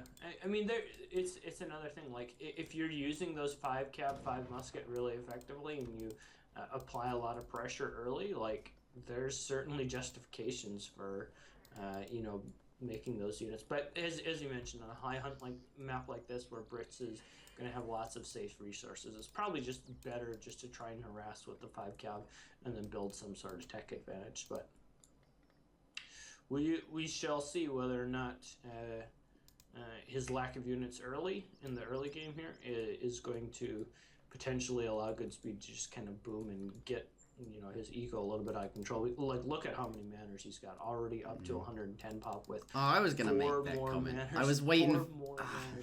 I was waiting for those to be finished before I made that comment. I was gonna be, oh wow, look at it, yeah. But no, look at that. It's 160 mana pop. That's ridiculous. It's insane. Like that. Like look at the villager counts. 31 versus 21. And he hasn't even sent 600 wood yet, which I assume he probably won't do now, come to think of it. He's got all of his manas out. 5 vills. Yeah, there it is. Probably just do 5 vill, 4 vill, and then something like musket attack or something like that. Do you think 4 vill next? Can he... Or maybe 700 coin if he wants to go up, but... Equally. Yeah, it depends on what his opponent does, I guess. Like, he's still at this point kind of playing in the dark. He doesn't really know what Sam has built. These 4 cab haven't showed themselves. For all he knows, like, Sam could be straight FFing because he hasn't seen any cav. He's only seen like that there's a trading post. Yeah. Now he'll see these cav and he'll know what's up. He knows what's going. Yeah. Is he going to lose a vill though? Looks like he is, but he does have some. No, he has the pikemen there. Nicely done. They're going to come back and scare those cav away. Certainly does not want to take that whatever. How I don't know what 8 times 5 is, but whatever that is, don't want to take that. 40. Oh yeah. I did the math. You did the math. To be fair, I could have done that, but I sure. Yeah.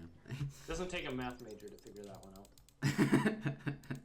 out. Someone with a grade school level education could figure out 8 by 40. 700 coin there, so he perhaps does want to go up, or I mean, unless he's gonna lay down a stable or something. But I don't really see why you'd want cav here. Most definitely gonna try and age up, but as we can see, Sam has already gotten up. He is in the fortress age, and this is where, like, now this is his timing, right? GoodSpeed as the Brit playing player does not have a fast age, we have to take into consideration that Brit always have to age slow. They don't have that fast, speedy 40-second age up politician. They always have to take a slow aging up politician, which is going to give French the potential time that he needs to apply some pressure. We'll have to see what his first card is. Something like 5 Goon, 8 Skirm, anything along those lines could be very, very difficult. And look, here comes the 8 Skirm, and now GoodSpeed's in this position where he is aging, sure. His infrastructure is okay. His economy is absolutely fabulous. Yeah. But he's fighting against this fairly significant tech disadvantage in the fact that there are 5 veteran dragoons and 8 veteran skirmishers out on the map, potentially going to be harassing him. And he doesn't necessarily have infinite resources in his base. We can see he's running out of food, right? That food's quite far away.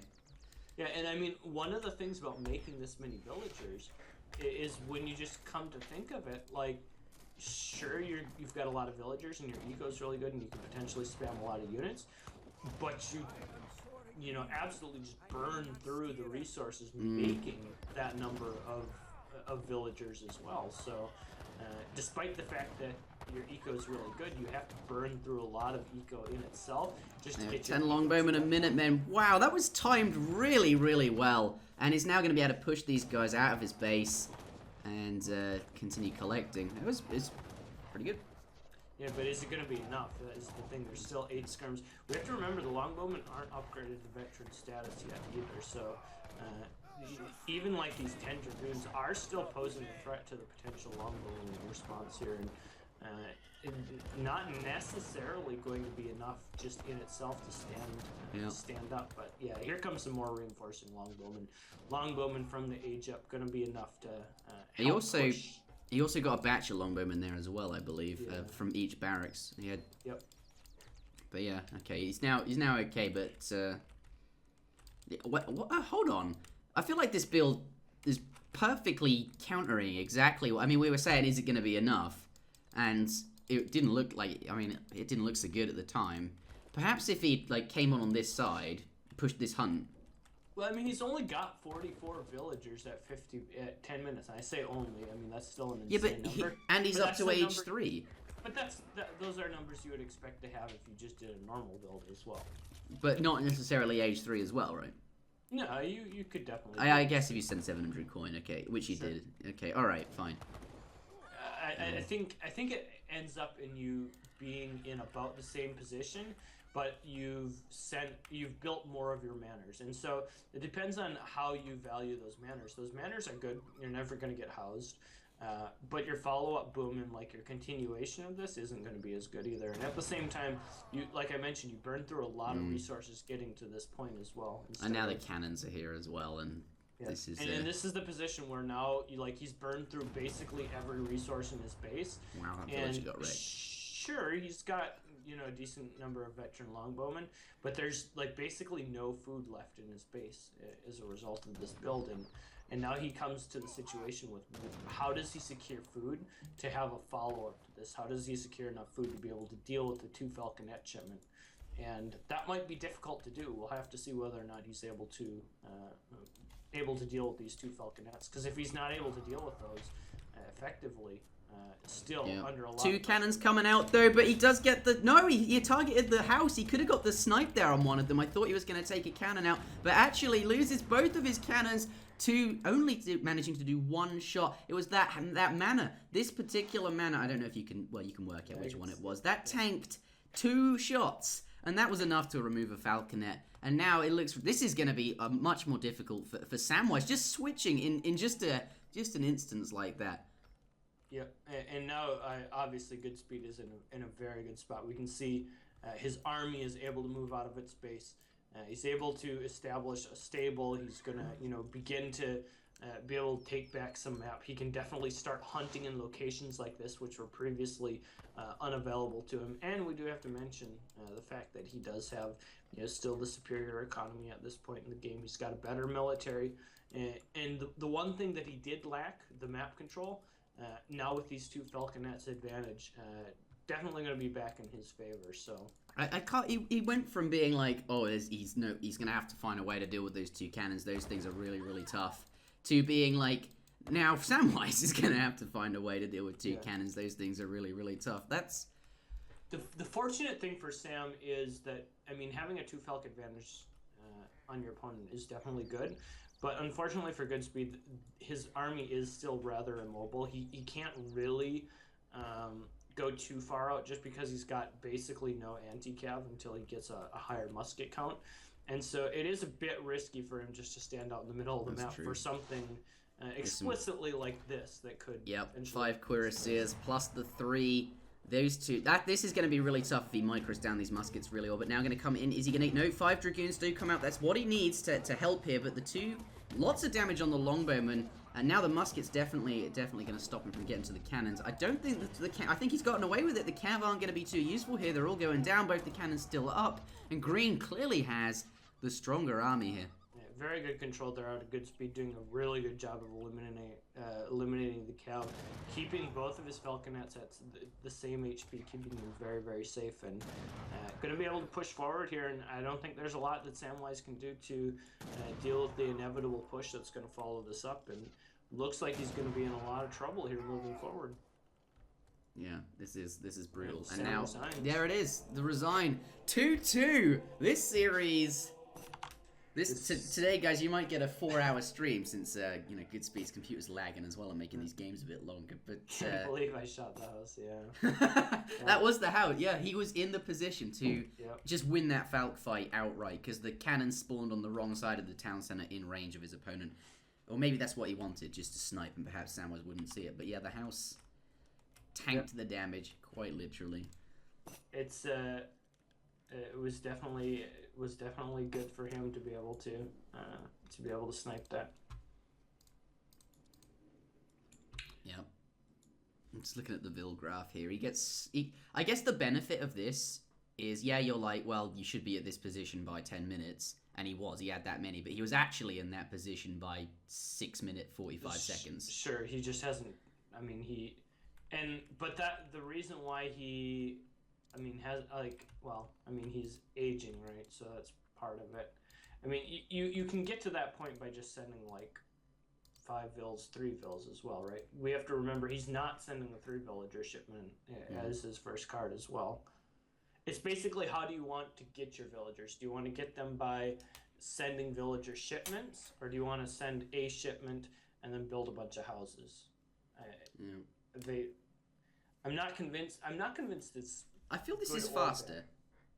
I think this is... It's probably maybe slightly faster, but it leaves you maybe a little bit more vulnerable to other builds, right? Because, we still have to consider, what if Samwise had decided to Expo Pike instead, right? Then he's still in the grave unfortunate that he doesn't have a 3 villager shipment. His eco's really far behind. He's basically just making houses off of Virginia Company.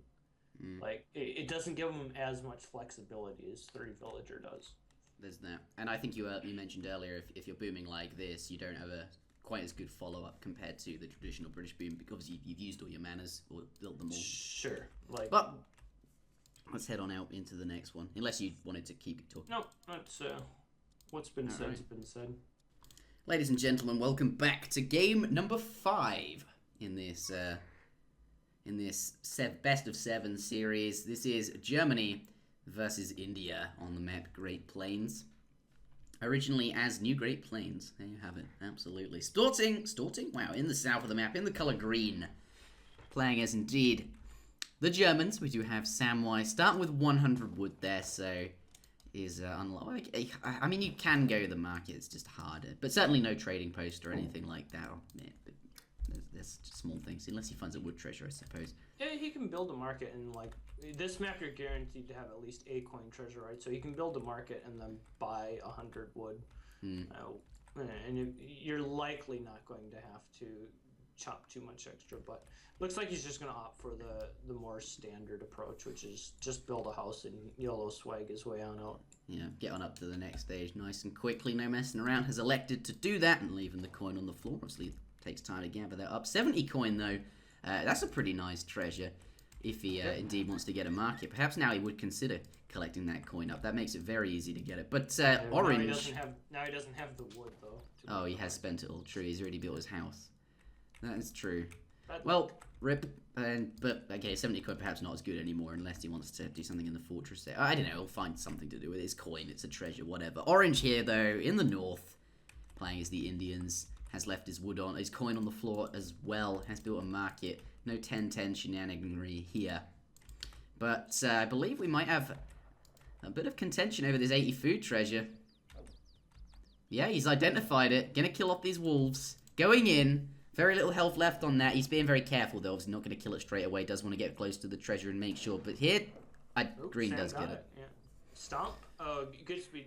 You should always at least try for the stomp, right? I don't know what the percentage is. I think it's a 1 in stomp. 10, but I have no idea. Yeah, it's fairly low, but it's also high enough where I've seen it multiple times where, like, if your opponent does just go down for the treasure and you you stun him and then take it. Wow, it's so funny. It's really good. But at the same time, maybe he had already identified this 80 wood treasure to the right side of his base that he was more interested in picking up. Yeah, true. That's a good treasure. Maybe, yeah, pretty good. Definitely good with India. Well, with any civ, I mean, any civ's not going to turn down 80 wood.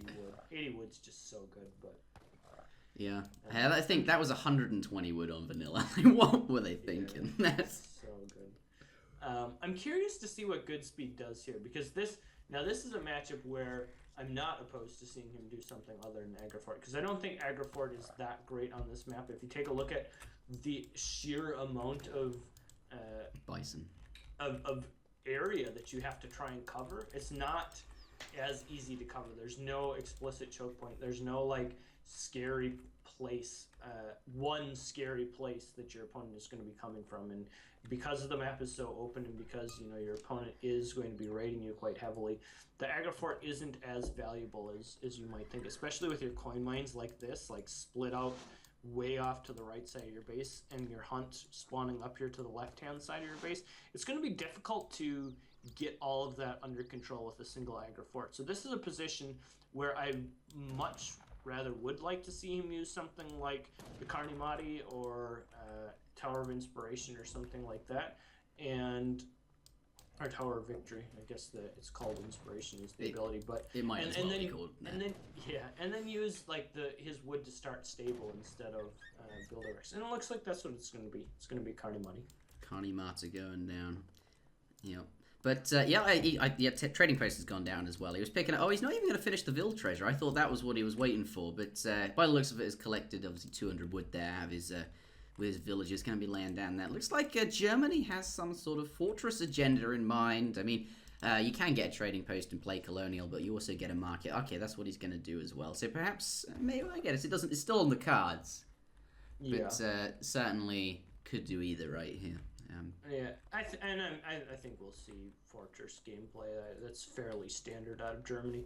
But it'll be interesting to see how GoodSpeed reacts, to see how GoodSpeed deals with the potential cav raids, because Germany's always going to be raiding you, right? Which is basically the point I was trying to make previously. You're always going to have to deal with at least like 2 to 4 Ulans while your opponent is doing anything. Like even if he's making crossbows only, like you're still going to have to deal with like at least 4 Ulans.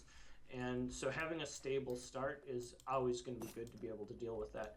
And so I'm curious to see whether or not GoodSpeed will drop down a stable, or whether he'll continue to play this like very greedy style that he's played consistently with India, or just how he's going to progress from here. We shall see. Resources on the floor, collect them up, see what he lays down. But stable coming out of Samwise, as you said, Fortress Age definitely very good for Germany. Get the 3 arms, very strong shipments. This very greedy style. Let's see if he drops down the market as well. I know this is a build that GoodSpeed likes, but it I mean, he can, right? Well, okay, at least he makes the barracks this time instead of the market. Well, last time he made a market and just got a bunch of upgrades. But like, look at where his coin mines are. If he's going to have any hope to age, he has to gather at least 400 coin to be able to age up, right? And with any number of Ulans running around the map, like gathering from those coin mines without something to defend it, whether it's either Zambrax from a stable or a couple Sepway or something like that, is just going to be painful to try and gather coin from those coin mines. So had he just laid down the market and played like the super greedy eco build again, I would have very strongly questioned how he was going to be able to defend his coin mines, but looks like that's not going to be the case. He is going to continue with this fairly greedy eco style, but at the very least does have a barracks and likely going to be training a couple stepways to be able to try and control some of these external resources outside of his base. And I think that's a good idea against your opponent who's going up, fortress. You've got the time. He's not going to be putting on any pressure in the colonial. Got a bit of extra time to do that. And it'll pay off by the time your opponent's up anyway, so hopefully there's something that's actually going to be useful. Obviously it's going to be good. But doesn't lose any villagers just yet. 5 cav have come out. Now we have 7 in total. In fact, actually made more than that. Well, he got the 2 for free, so actually no, he has made 5 cav. Can he get a raid in? Hasn't been successful yet, but now the Seth boys are out, and it could be difficult. Yeah, and it's going to be hard for Sam to push in. He's just trying to pick off 1 or 2 villagers. And I've said this before, it's really important that you don't lose Ulans when you're doing these little raids. And Sam being very smart, making sure he doesn't head-on engage into these coin mines. Don't want to get snared and caught underneath the town center or anything like that, just because those Ulans become such a more valuable resource once they're allowed to be upgraded in the next stage. And so we can see Sam continuing to be very careful, losing a little bit of HP on them, but at the same time making sure that they don't get caught in melee mode by those Sepoy, and better just to keep those alive, progress to the next stage, which he is actively doing right now, and then upgrade them and have them be very, very strong for you in the 3rd age. Yep, combine them with all the other Ulans makes the upgrade definitely a lot better if they're upgrading more things. And certainly, not just that, but if you stack lots of Ulans, they have such high hand damage that if there's so many of them, you bring them all in at once and you've got all of these. It just is very, very overwhelming sometimes. But here coming in, can he get a villager kill? Definitely going to be able to get the 1 there, I think. But at the same time, going to lose one of the Ulans for that as well. So perhaps 2 in worth of hit points. But I think it was an okay trade. It's not terrible then. It was. Yeah, the thing you don't want to do is just like get him caught. Yeah, slam him in there. Oh. Yeah, and I mean, even if you kill like say 4 villagers and you lose all of those Ulans, still not worth it, because those Ulans are just going to be so much more valuable than the 4 villager kills. Because essentially fortress-based play, at least for the very early portions of fortress-based play, for any civ is determined by how strong your early shipments are and how strong your early upgrades are. I mean, they call it teching for a reason, right? Like you age up to get some sort of tech advantage.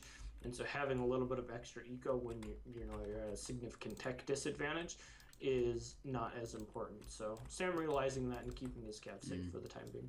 But the pressure is real. This is where it happens. The first Fortress Age shipment has arrived. 8 skirmishers, followed by veteran, the veteran Ulan upgrade, plus the 3 you get for free. This is where it's happening. GoodSpeed aging, doesn't have anything in queue at the moment aside from villagers.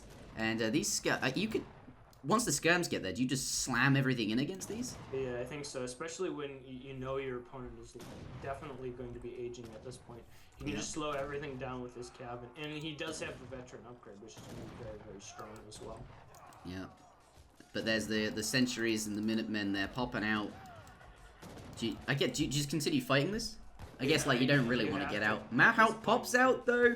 Of course, from the age up there, going to be really, really effective against the skirmishers.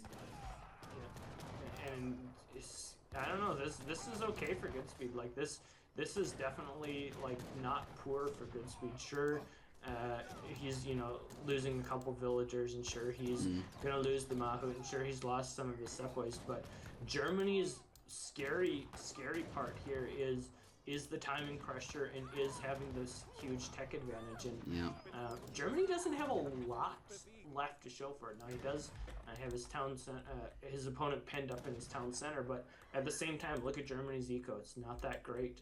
And if this next follow-up push with the 7 skirms and the remaining units that are here don't do something quite substantial, India's still going to find himself in an okay spot. But like we've said time and time again, like the scariest time for the German player is around that 10.5 minute mark, where he's got the trading post things start to stack up in terms of upgrades and shipments and stuff like that. Look at that, his armies just bounce back. Like 7 skirms continue to make Ulans, and you've got comes this. round 2.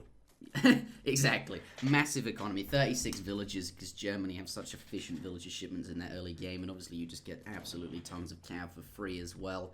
Look at Orange, he's not really been able to make much of it, and has less villages. In fact, 10 less villages. Yeah, Make that 8. I mean, go the other way. Oh man, these villagers. Oh god. Oh wow, okay. Good split there by Sam, being able to split out some. Oh, 2 Mahouts! Okay. Did a lot of damage. Yeah, but fortunately, you know, Mahou's not really very good against cavalry, and that's exactly what Samwise has. They're going to DPS them down quite quickly, and they're not really going to do a huge amount, really, by the looks of it. Just look at the sheer Ulans just streaming across the map. That was really nicely done, I think, this game. It obviously didn't look too good when he lost all his units against his opponent's sentries and things, but slamming everything in whilst his opponent was aging looked really nice. Doing a lot of damage, and then, obviously, Germany's Germany. They have those really efficient shipments, 9 Yolans and 8 skirmishes, and... Yeah, it's just when those shipments really start getting rolling. Like this is just so difficult to deal with for any civ. Like for any civ to deal with the sheer number of ulans that you can get from this game.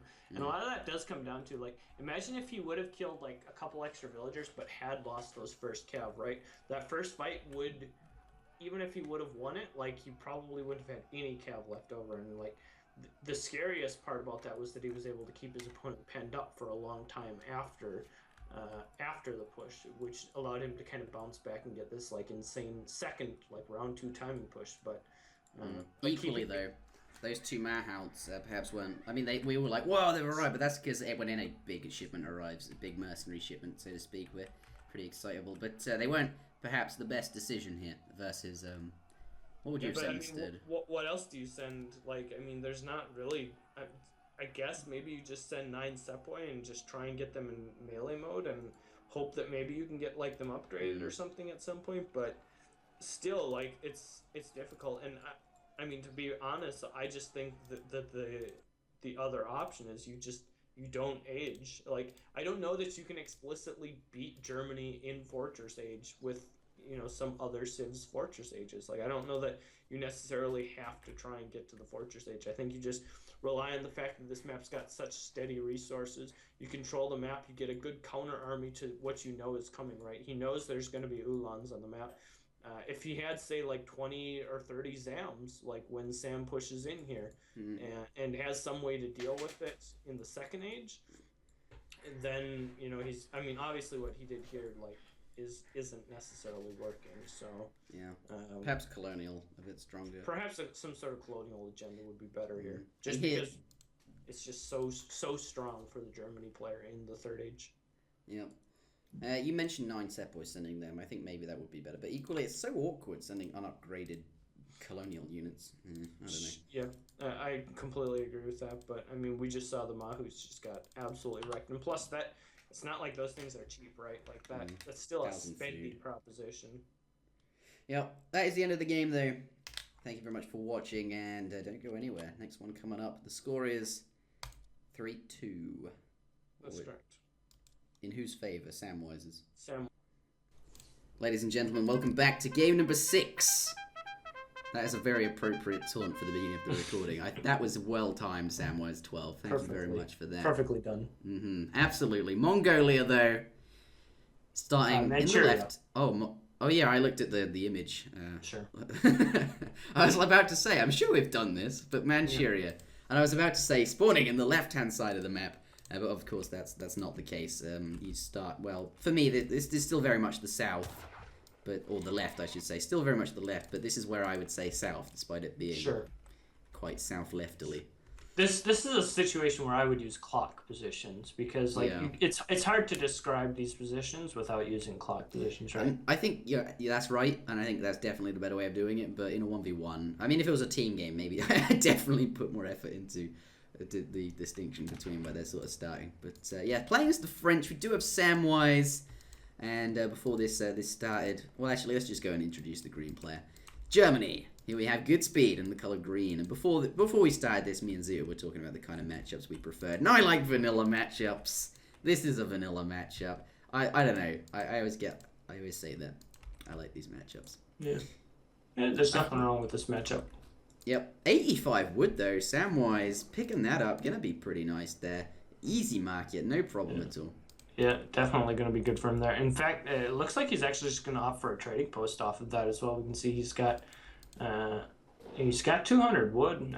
Well, I mean, is that what it's going to be? I mean, he certainly could just drop down a trading post right here. I mean, he hasn't scouted that far yet, so it's not like we're going to see the foundation until he actually gets to it. I think that's it. I mean, why would you walk straight there? Sees his opponent's explorer? No. Perhaps tries to get the yak. I don't know. Maybe he thought he was going for a treasure. I don't know. He's building a trading post. There it is. Yep. I'm curious. He's still got a bunch of villagers on wood. I'm curious whether or not he's going to do both, like both a trading post and try and get a market up. Like that would be very, very greedy. But it's not outside the realm of possibility, having picked up that 85 wood treasure. Yeah, I mean, you do collect quite a lot of you collect a lot of wood if you want to. Oh no, of course he's gathering for a house. What am I thinking? Like it was 100 coin start. Like he still needs still needs. Like you're starting to talk about this, and I'm like, yeah, that seems do possible. that. Yeah, that seems like so. Sure. Oh wait, there's no house. I didn't even see that either. I was like, well, why is he still gathering wood? But like obviously, like you don't want to just not make a house. So. Yeah. But definitely that trading post is going to be very beneficial to him. Certainly, the central trading post location is something that Germany would likely like to secure themselves. So by nabbing that away very early in the game, going to force the German player to walk his scout all the way back to this corner of the map, which is not necessarily something that you want to have your scout to do. Part of the importance in taking one of the middle trading posts is that you can then have your scout more appropriately positioned to continue to scout the middle portion of the map or scout your opponent's map, just because that's the only unit that can build trading posts in the early portion of the game and scouts for you at the same time. So definitely important for Germany to be able to continue to scout.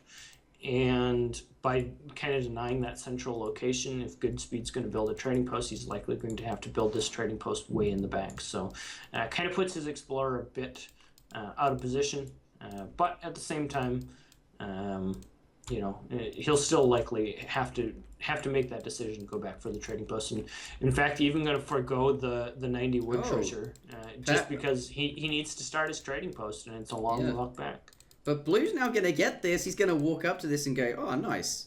There's just one line there. Yeah. This is what. Yeah, there it is." Wow. Picks okay. it up. Unlucky there. GoodSpeed. But this, as I said, I like this matchup as vanilla one. Let's have a think about what's going on here. We just saw Germany absolutely wreck somebody with a Fortress Age agenda. And there is no. Oh. Interesting. Ford settler wagon. Okay, he scouted it now though. He's and he's committed to it. Obviously gathering a lot of wood. Perhaps crossbow pike. I was expecting, well, it's going to be crossbow pike. It's not like he can make muskets. He's Germany, but certainly not this Fortress Age agenda then. And I was going to say that France, if they semi-FF as well, they can do that versus Germany. I mean, they have the two cannons, of course, which is the advantage they have. But equally, that doesn't really come into play all that often because the German economy is so much better. Well, obviously the settler wagon shipments are better than the Carrera shipments, and for that reason, the German Fortress Age is perhaps stronger than the French one. And I was going to say, what's he going to do? But we see something very different. It looks like he's changed his agenda here immediately. He got scouted out. I think he was. And the reason why you would want to maybe expo pike is because it would be very easy to go and deny this trading post when it's so out of the way for the French player to defend. But now that it's been scouted out, the settler wagon has been seen. Going to be more difficult to make that actually worthwhile. Sam's going to be expecting it, going to be able to appropriately react. And so now it looks like just as a follow-up to that, GoodSpeed just going to drop down a stable instead and probably do something a little bit more standard. And we'll see how Sam plays this as a follow-up as well, whether or not he goes ahead and drops a stable here too. And it looks like he is. He's going to do the Samwise build by Samwise. We got to see it. That's exciting. Yep. And I think it's a reaction to the Expo Pike potential that he was going to see here, because I don't think normally this is the way that French would want to play this. I think traditionally French would want to just do some sort of single stable 5 semi-FF. but against the potential for, you know, the early aggression that he was facing, felt like he needed to do something a little more counter-aggression himself, and so is going to opt for both the barracks and the stable, and now as a result of GoodSpeed not going for this early aggression, going to force Sam to probably be the one that is going to be the aggressor here and use his cav and his muskets very aggressively. Yeah. I think you can play French colonial versus the Fortress Age from Germany. I think I mentioned that obviously it's probably better, the German Fortress Age, but you'd have to be very aggressive with your colonial, like if you wanted to make that happen, I suppose. But this is a defensive barracks and stable. They're quite far back. Obviously, you'd build them forward if you wanted to be perhaps more aggressive. But then equally, I guess you wouldn't build them forward because if they're going to be semi-FFing, they push out on the illusion. I don't know. Yeah, I think we saw something like that, French playing colonial in the tournament when I was casting with Venny, and he seemed to be okay with it. Yeah, and I'm certainly okay with it. I mean, thing is, French is just like they can really do like anything, and like kind of like I mentioned in the brick game, you can almost justify anything with French just because like their civ strength is being like the most versatile civ and having like so many different unique like different play styles. Yeah.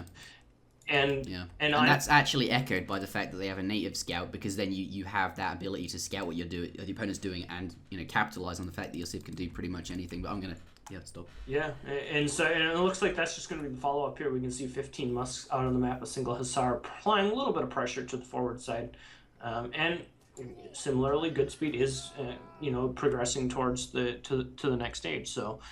Now it is going to come down to Samwise to see how he decides to follow this up, and it looks like it's going to be 600 wood. So it is just going to be some sort of colonial-based agenda, and we'll have to see whether or not he's able to apply enough pressure here as the Minutemen get called, and a little bit of a skirmish is beginning to break out.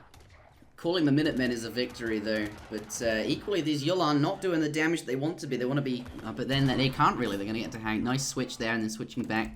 But have you seen these pikemen he's added in? Sure. Is this a response directly to the fact that Germany just makes so many cav and they're so damn good? Yeah, and similarly, I mean, part of what you're trying to accomplish when you're fighting against Germany is not only dealing with those cav, but if you can kill some houses and make it so they can't send those very pop heavy shipments. I mean, think of all the pop that 8 skirmishers plus 3 Ulans costs, or 9 Ulans, or 8 Ulans, or 7 skirmishers plus 3 Ulans. Yeah. It's so much pop.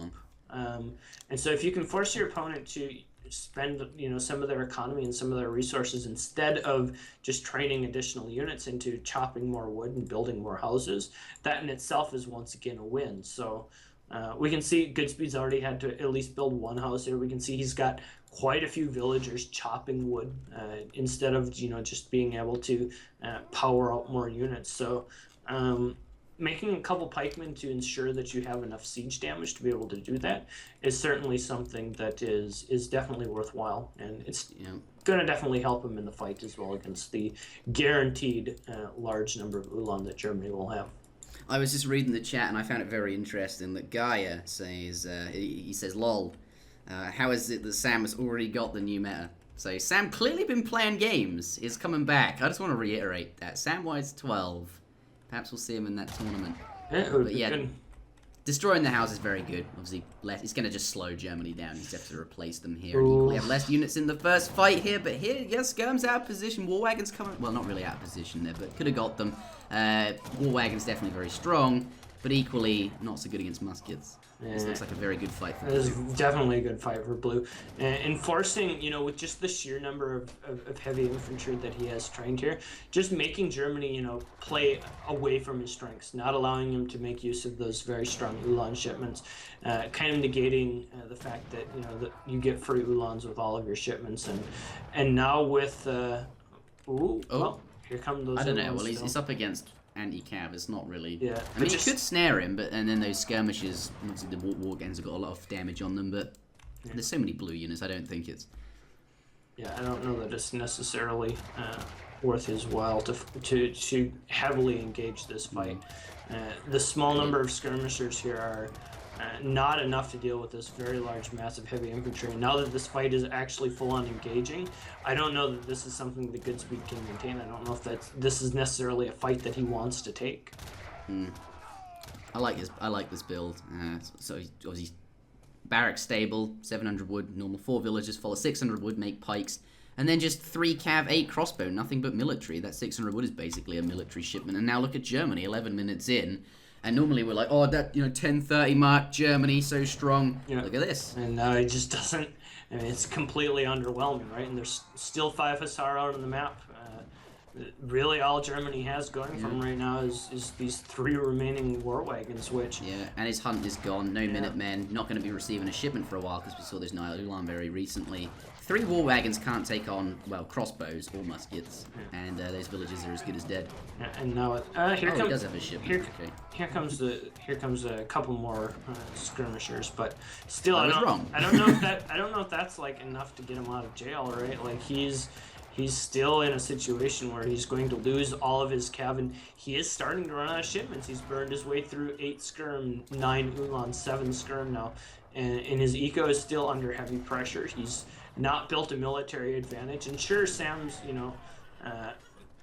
not like explicitly won the game just yet, but like his eco is still very, very strong behind this. Calculator height, I'm gonna do it. 31 multiplied by 1.25 is equal to 38.75. Yeah, so it's 38 villagers, or 39 versus 30 here at this point. And so, despite the fact that GoodSpeed is aged up, I was about to make that. Okay. He is aged up, but he's burned through a lot of shipments. There's no more 8 skirm, no more 7 skirm, no more 9 Ulan, and his opponent, still has a very, very strong economy. So, sure, he has stabilized for the time being, but I don't know if it's explicitly enough to call it worthwhile at this point. It's very, very close, very difficult. Yeah, obviously Samwise.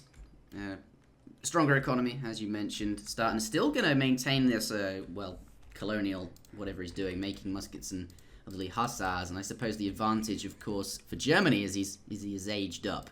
He's going to make that tech work, so it's worth bearing in mind these Ulans are upgraded. Yeah, we'll see what happens. This is shaping out to be an interesting game. It's not as over as I was making out. I did not realise he had a 7 skirm. I just didn't think he had any shipments available. But I guess with the trading post and all of the fighting going on, you're going to be stacking XP. These muskets out of position, going to get into combat here with these cavalry skirmishers there in the back. Going to be pretty good. Going to get away. Of course, doesn't want to take the hand damage. But equally, these things are still walking around not doing any damage. Yep. Have to come back, though. Skirmishers caught a little bit out of position here. But overall, pretty good for GoodSpeed, getting a pretty good trade with the Zulans, being able to kill a lot of the muskets, still has most of his skirmishers left alive, and definitely looking pretty good for him now at this point. Wow, that was done. That was nicely done. Well, you said the skirms are out of position. He could have had those cav in front to block his opponent's cav. But yeah, villagers. That's game, likely. Either I felt like I was criticizing GoodSpeed way too much there. It was a good fight. He did it well. Anyway, but yeah, villagers. What a swing! Yeah, what a swing! Huge swing, and now Sam is definitely on the back foot, and I don't know that there's any way he can make a comeback from this. Like, those Ulans are just going to be absolutely detrimental to those villagers, and wow. And I don't think there's much he can do here. Like he's dealt with he's dealt with the threat, and Sam is really, really far behind. Wow. Wow. Where did it go wrong? What went wrong? To be perfectly honest, he probably just overstayed his welcome a little bit too long, like in the backside of his base. Like he was fighting too long back there, and a lot of the villagers were able to sneak back out the front side and continue to gather coin from this mine out front, and it probably just lasted a little bit too long. And Germany, I mean, they are strong saving the Fortress Age. Give them enough time to get enough shipments together with the trading post, and eventually they're probably gonna be able to pull back to even. So that was just that. If Sam would have been able to find some way to get aged up himself, maybe he would have had a chance. Maybe instead of sending those 8 crossbowmen, he should have shipped something like 700 coin a little bit earlier and tried to get up. I just made use of the fact that, you know what, my opponent sent 8 skirm, 7 skirm. I still have those shipments available to me. And, I'm going to send those and make my opponent's life very, very difficult. Maybe would have still had a chance, but now we can see, you know, definitely down at 21 CDB, he's really far behind. And GoodSpeed just powering forward here now with the war wagons and in the rest of his fortress agenda. But here, Muskas. Oh, it doesn't feel good, and Venny in the chat points out that it's not so good in small numbers, and I think that's definitely being displayed here today. Yeah, that is the end of the game there, but it looked so convincing in his opponent's base. He was on top of his opponent's villagers, and I guess that's what compelled him to stay there. I liked it, the 8 crossbowmen, but obviously 700 coin could have gone up, could have been a very different game, but a very interesting one. You don't see something like that, someone winning so convincingly, and then it was very, very close. Like, it's just it was hanging in the balance for very long there. And the important thing that we did see is that Sam never was really able to actually make use of those pikes super well either, right? He made a bunch of pikes, and sure, they did help him with some of the fights, but part of the reason that you would make the pikes is so that you can kill the houses. But look where GoodSpeed's houses are very early in the game. Some of the first houses were placed very defensively behind his town center, making them difficult targets to actually attack. And as a result, didn't have to chop as much wood as we were maybe thinking he was going to have to. Was able to stabilize, and once he was able to stabilize, at the end of the day, he's still Germany in Age 3, which is a very scary proposition for any civ to deal with. Alright, so, ladies and gentlemen, welcome back. Here we have an Hero Mirror. It's going to be great. No, actually, we were rather excited about it. Well, some people in the chat were. I'm excited about it. I wanted to see Ottoman versus Iroquois, but, you know, GoodSpeed... Sorry, Samwise not a huge fan of... You're excited. Tell us about that. How about you intro this one for a change? Well, so, I mean, I'll tell you the reason I'm excited. Because, like, in a competitive situation, this is, like, the most competitive matchup, right? It's the best civ being played by 2 high-level players, which is what makes it interesting to me, is because, like, the one thing I didn't like about the previous tournament is they locked out the 2 best civs. And so who can say that, like, if you're not playing the best civs, like... I didn't like those 2. I think it increased civ diversity so much that it was worth it. Yeah, but But I do see your point. This is... The only reason you don't like them is because we've previously seen them in every other tournament. But now that we haven't seen them in, like, a considerable amount of time, like, I think it's really interesting to watch Eero play. Like, maybe not Eero mirrors necessarily, but I think it's fine to see Eero played every once in a while, just because, like, it's not like they're not on the same level of, like, boringness that Otto are. Like, they're still very they're, like, fun to watch. Like, they can be played very aggressively, and sure, that makes them imbalanced against a lot of civs, but, like, watching their aggressive style and their play style, I think is really fun to see. Yeah, and I definitely like your point about it being, you know, two top level players playing the best civ. I can see that. That is exciting. Every once in a while, yeah. What is Sam doing here, He's though? placing his house mid-map, right next to... Oh, no, that's not next to his opponent's explorer, but that's an interesting place to put a longhouse. He hasn't made... Oh, he built a market. Interesting. I guess he's not aware of, like, the fact that you can always do a trading post. I think sometimes maybe he's still locked in the mindset of FanPatch, where trading posts are, like, expensive and not, like, something that you maybe necessarily do. He may still catch this first pass or second pass, I guess it'll probably be, of XP. We can see he is down here to the south side of the map, but I don't know. He does have his hunting dogs completed. Looks like he's gathering resources for what is going to be a very slow trading post. And one thing that makes me very nervous is that this house is so far forward. Because GoodSpeed can't see that house, which is far forward. It's like you went farm. Yeah. And this is... And so, I mean, Sam does have a market.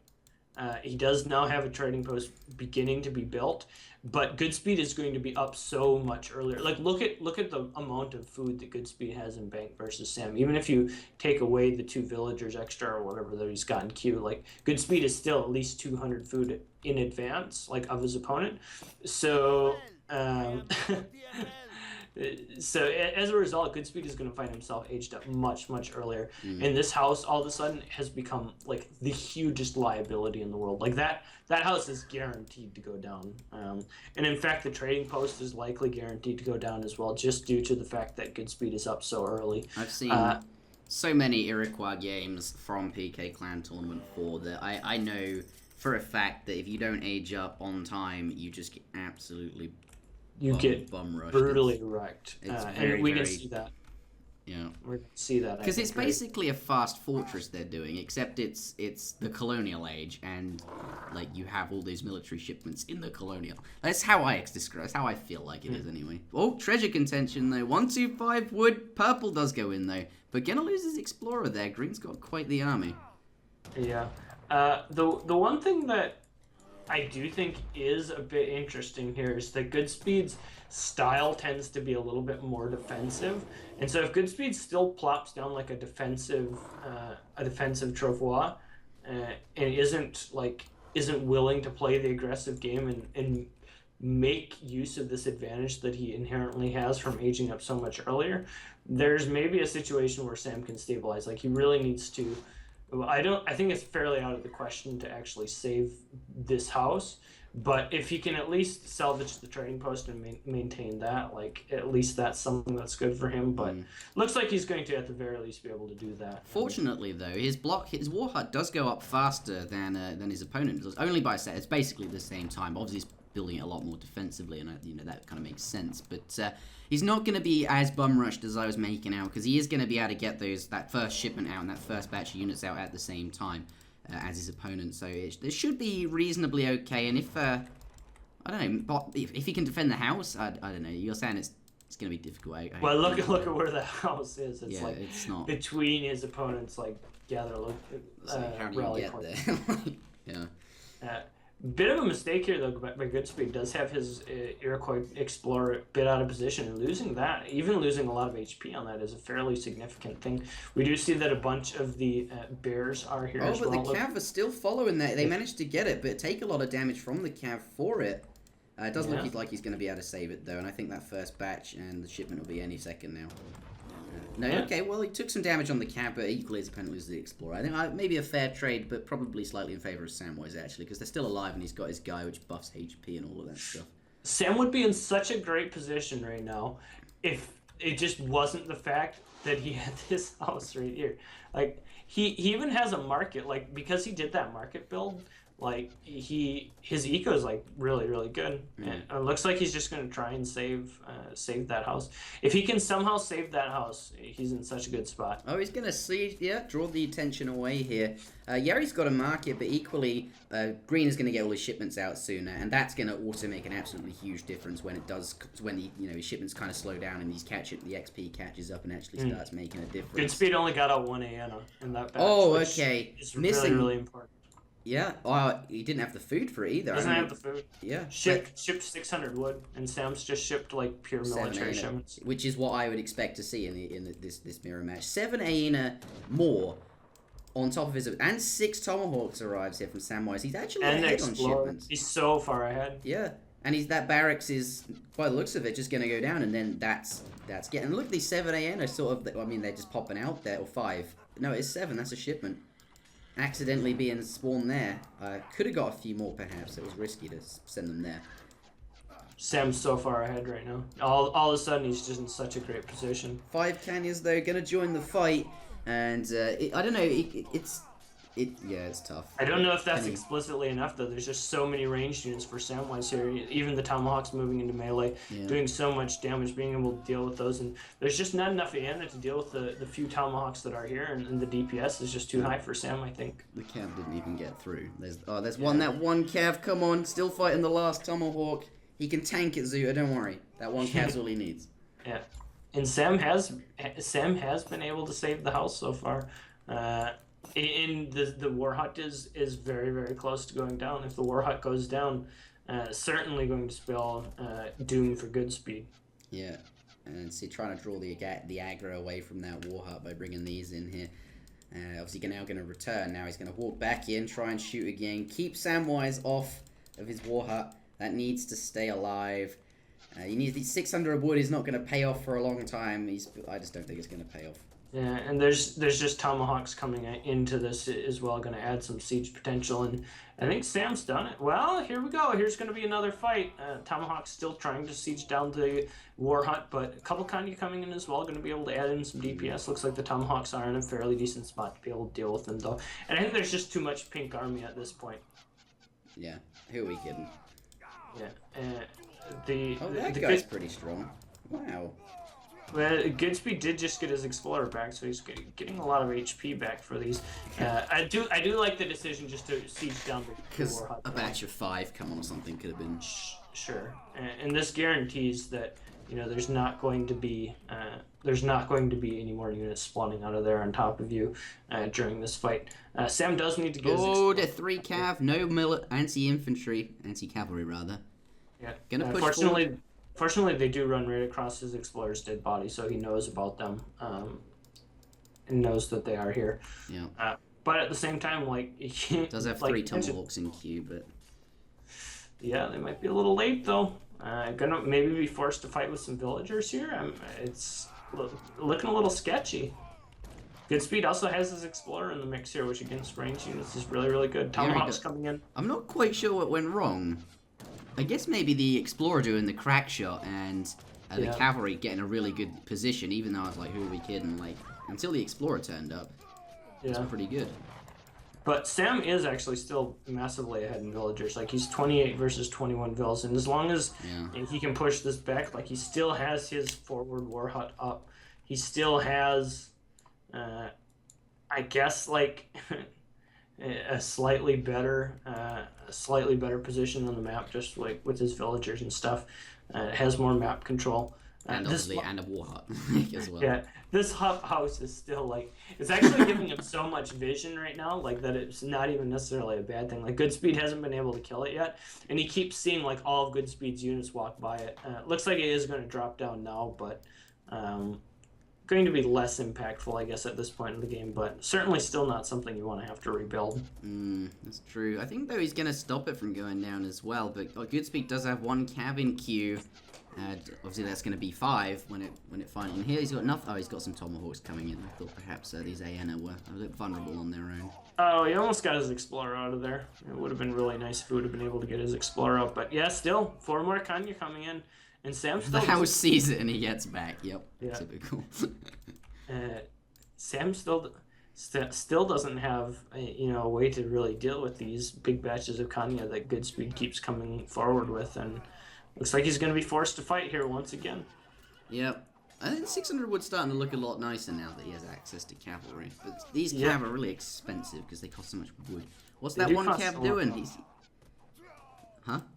They do cost a lot of wood. Yeah, it's just confirming. I thought you said they lost. I didn't hear. I thought you said they cost a lot of gold, and I was like, nope.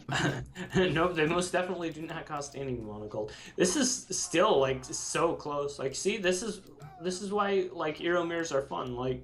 This game has been really, really back and forth. It's been really, really close. Yeah. GoodSpeed also has his villagers so precariously positioned up here. One little slip up here, and his entire economy is really stranded out in an awkward spot. Interestingly enough, Sam did build a second war hut as well. Did not opt for any sort of corral or stable, so does have some map control down here to the south side of the map, but no access to calves still. Not yet. But I like this decision. I mean, he could build a stable, but this, this keeps his hunt protected and does resign. Well, that concludes the... Why did he resign? Well, I guess, wait, who's resigned? GoodSpeed, I thought so. He still just doesn't have a war hut at the end of the day, I guess, is the big issue. He is... Yeah, that 1A in the batch, though. Yeah. Yeah. But that does conclude our best of 7. Samwise12 taking it 4-3 Very exciting. Before you go anywhere, guys, I'm going to be streaming on this channel that you're watching. Am I allowed to do that, or do I have to book it? No, that's fine. You can stream here. I'll be streaming here, so if you want to hang around for that, do that. But we're going to be finishing up Smackdown now. And, yeah, any comments on this game? I don't know, fairly... Well, I mean, it was an Eero mirror, right? And it was just a game of inches, like, in terms of the aggression. Like, the 1 AN a batch really cost GoodSpeed, and as good as the 600 wood was and getting Cav out was, like, it just slowed him down so much and lost him so much tempo. If he would have been able to keep up the tempo and kill this house, and just like continue to bulldoze his way forward, threaten the trading posts, etc., I think he would have found himself in a much better position. But wasn't able to do that. Sam was able to stabilize, and I mean, he did have a market up from the very early portions of the game, which is definitely something that can't be discounted. Definitely didn't get his bum rushed as hard as I was making out. I thought perhaps maybe he didn't get up as late as we were sort of making out, but certainly. That can be brutal sometimes, especially if your opponent, well, doesn't win it. Yep. Thank you very much for watching, though. Yep. And that would end the VOD, I would imagine. But we're still here for a moment. Yep. But yeah, that was a fun one to watch. 4-3. It's not very often that we go to a full 7 games, so very, very, very, very close. Yeah, and Samwise still got it. Thank you very much for watching, everybody. Do leave a like if you enjoyed the video, and we'll see you all again next week.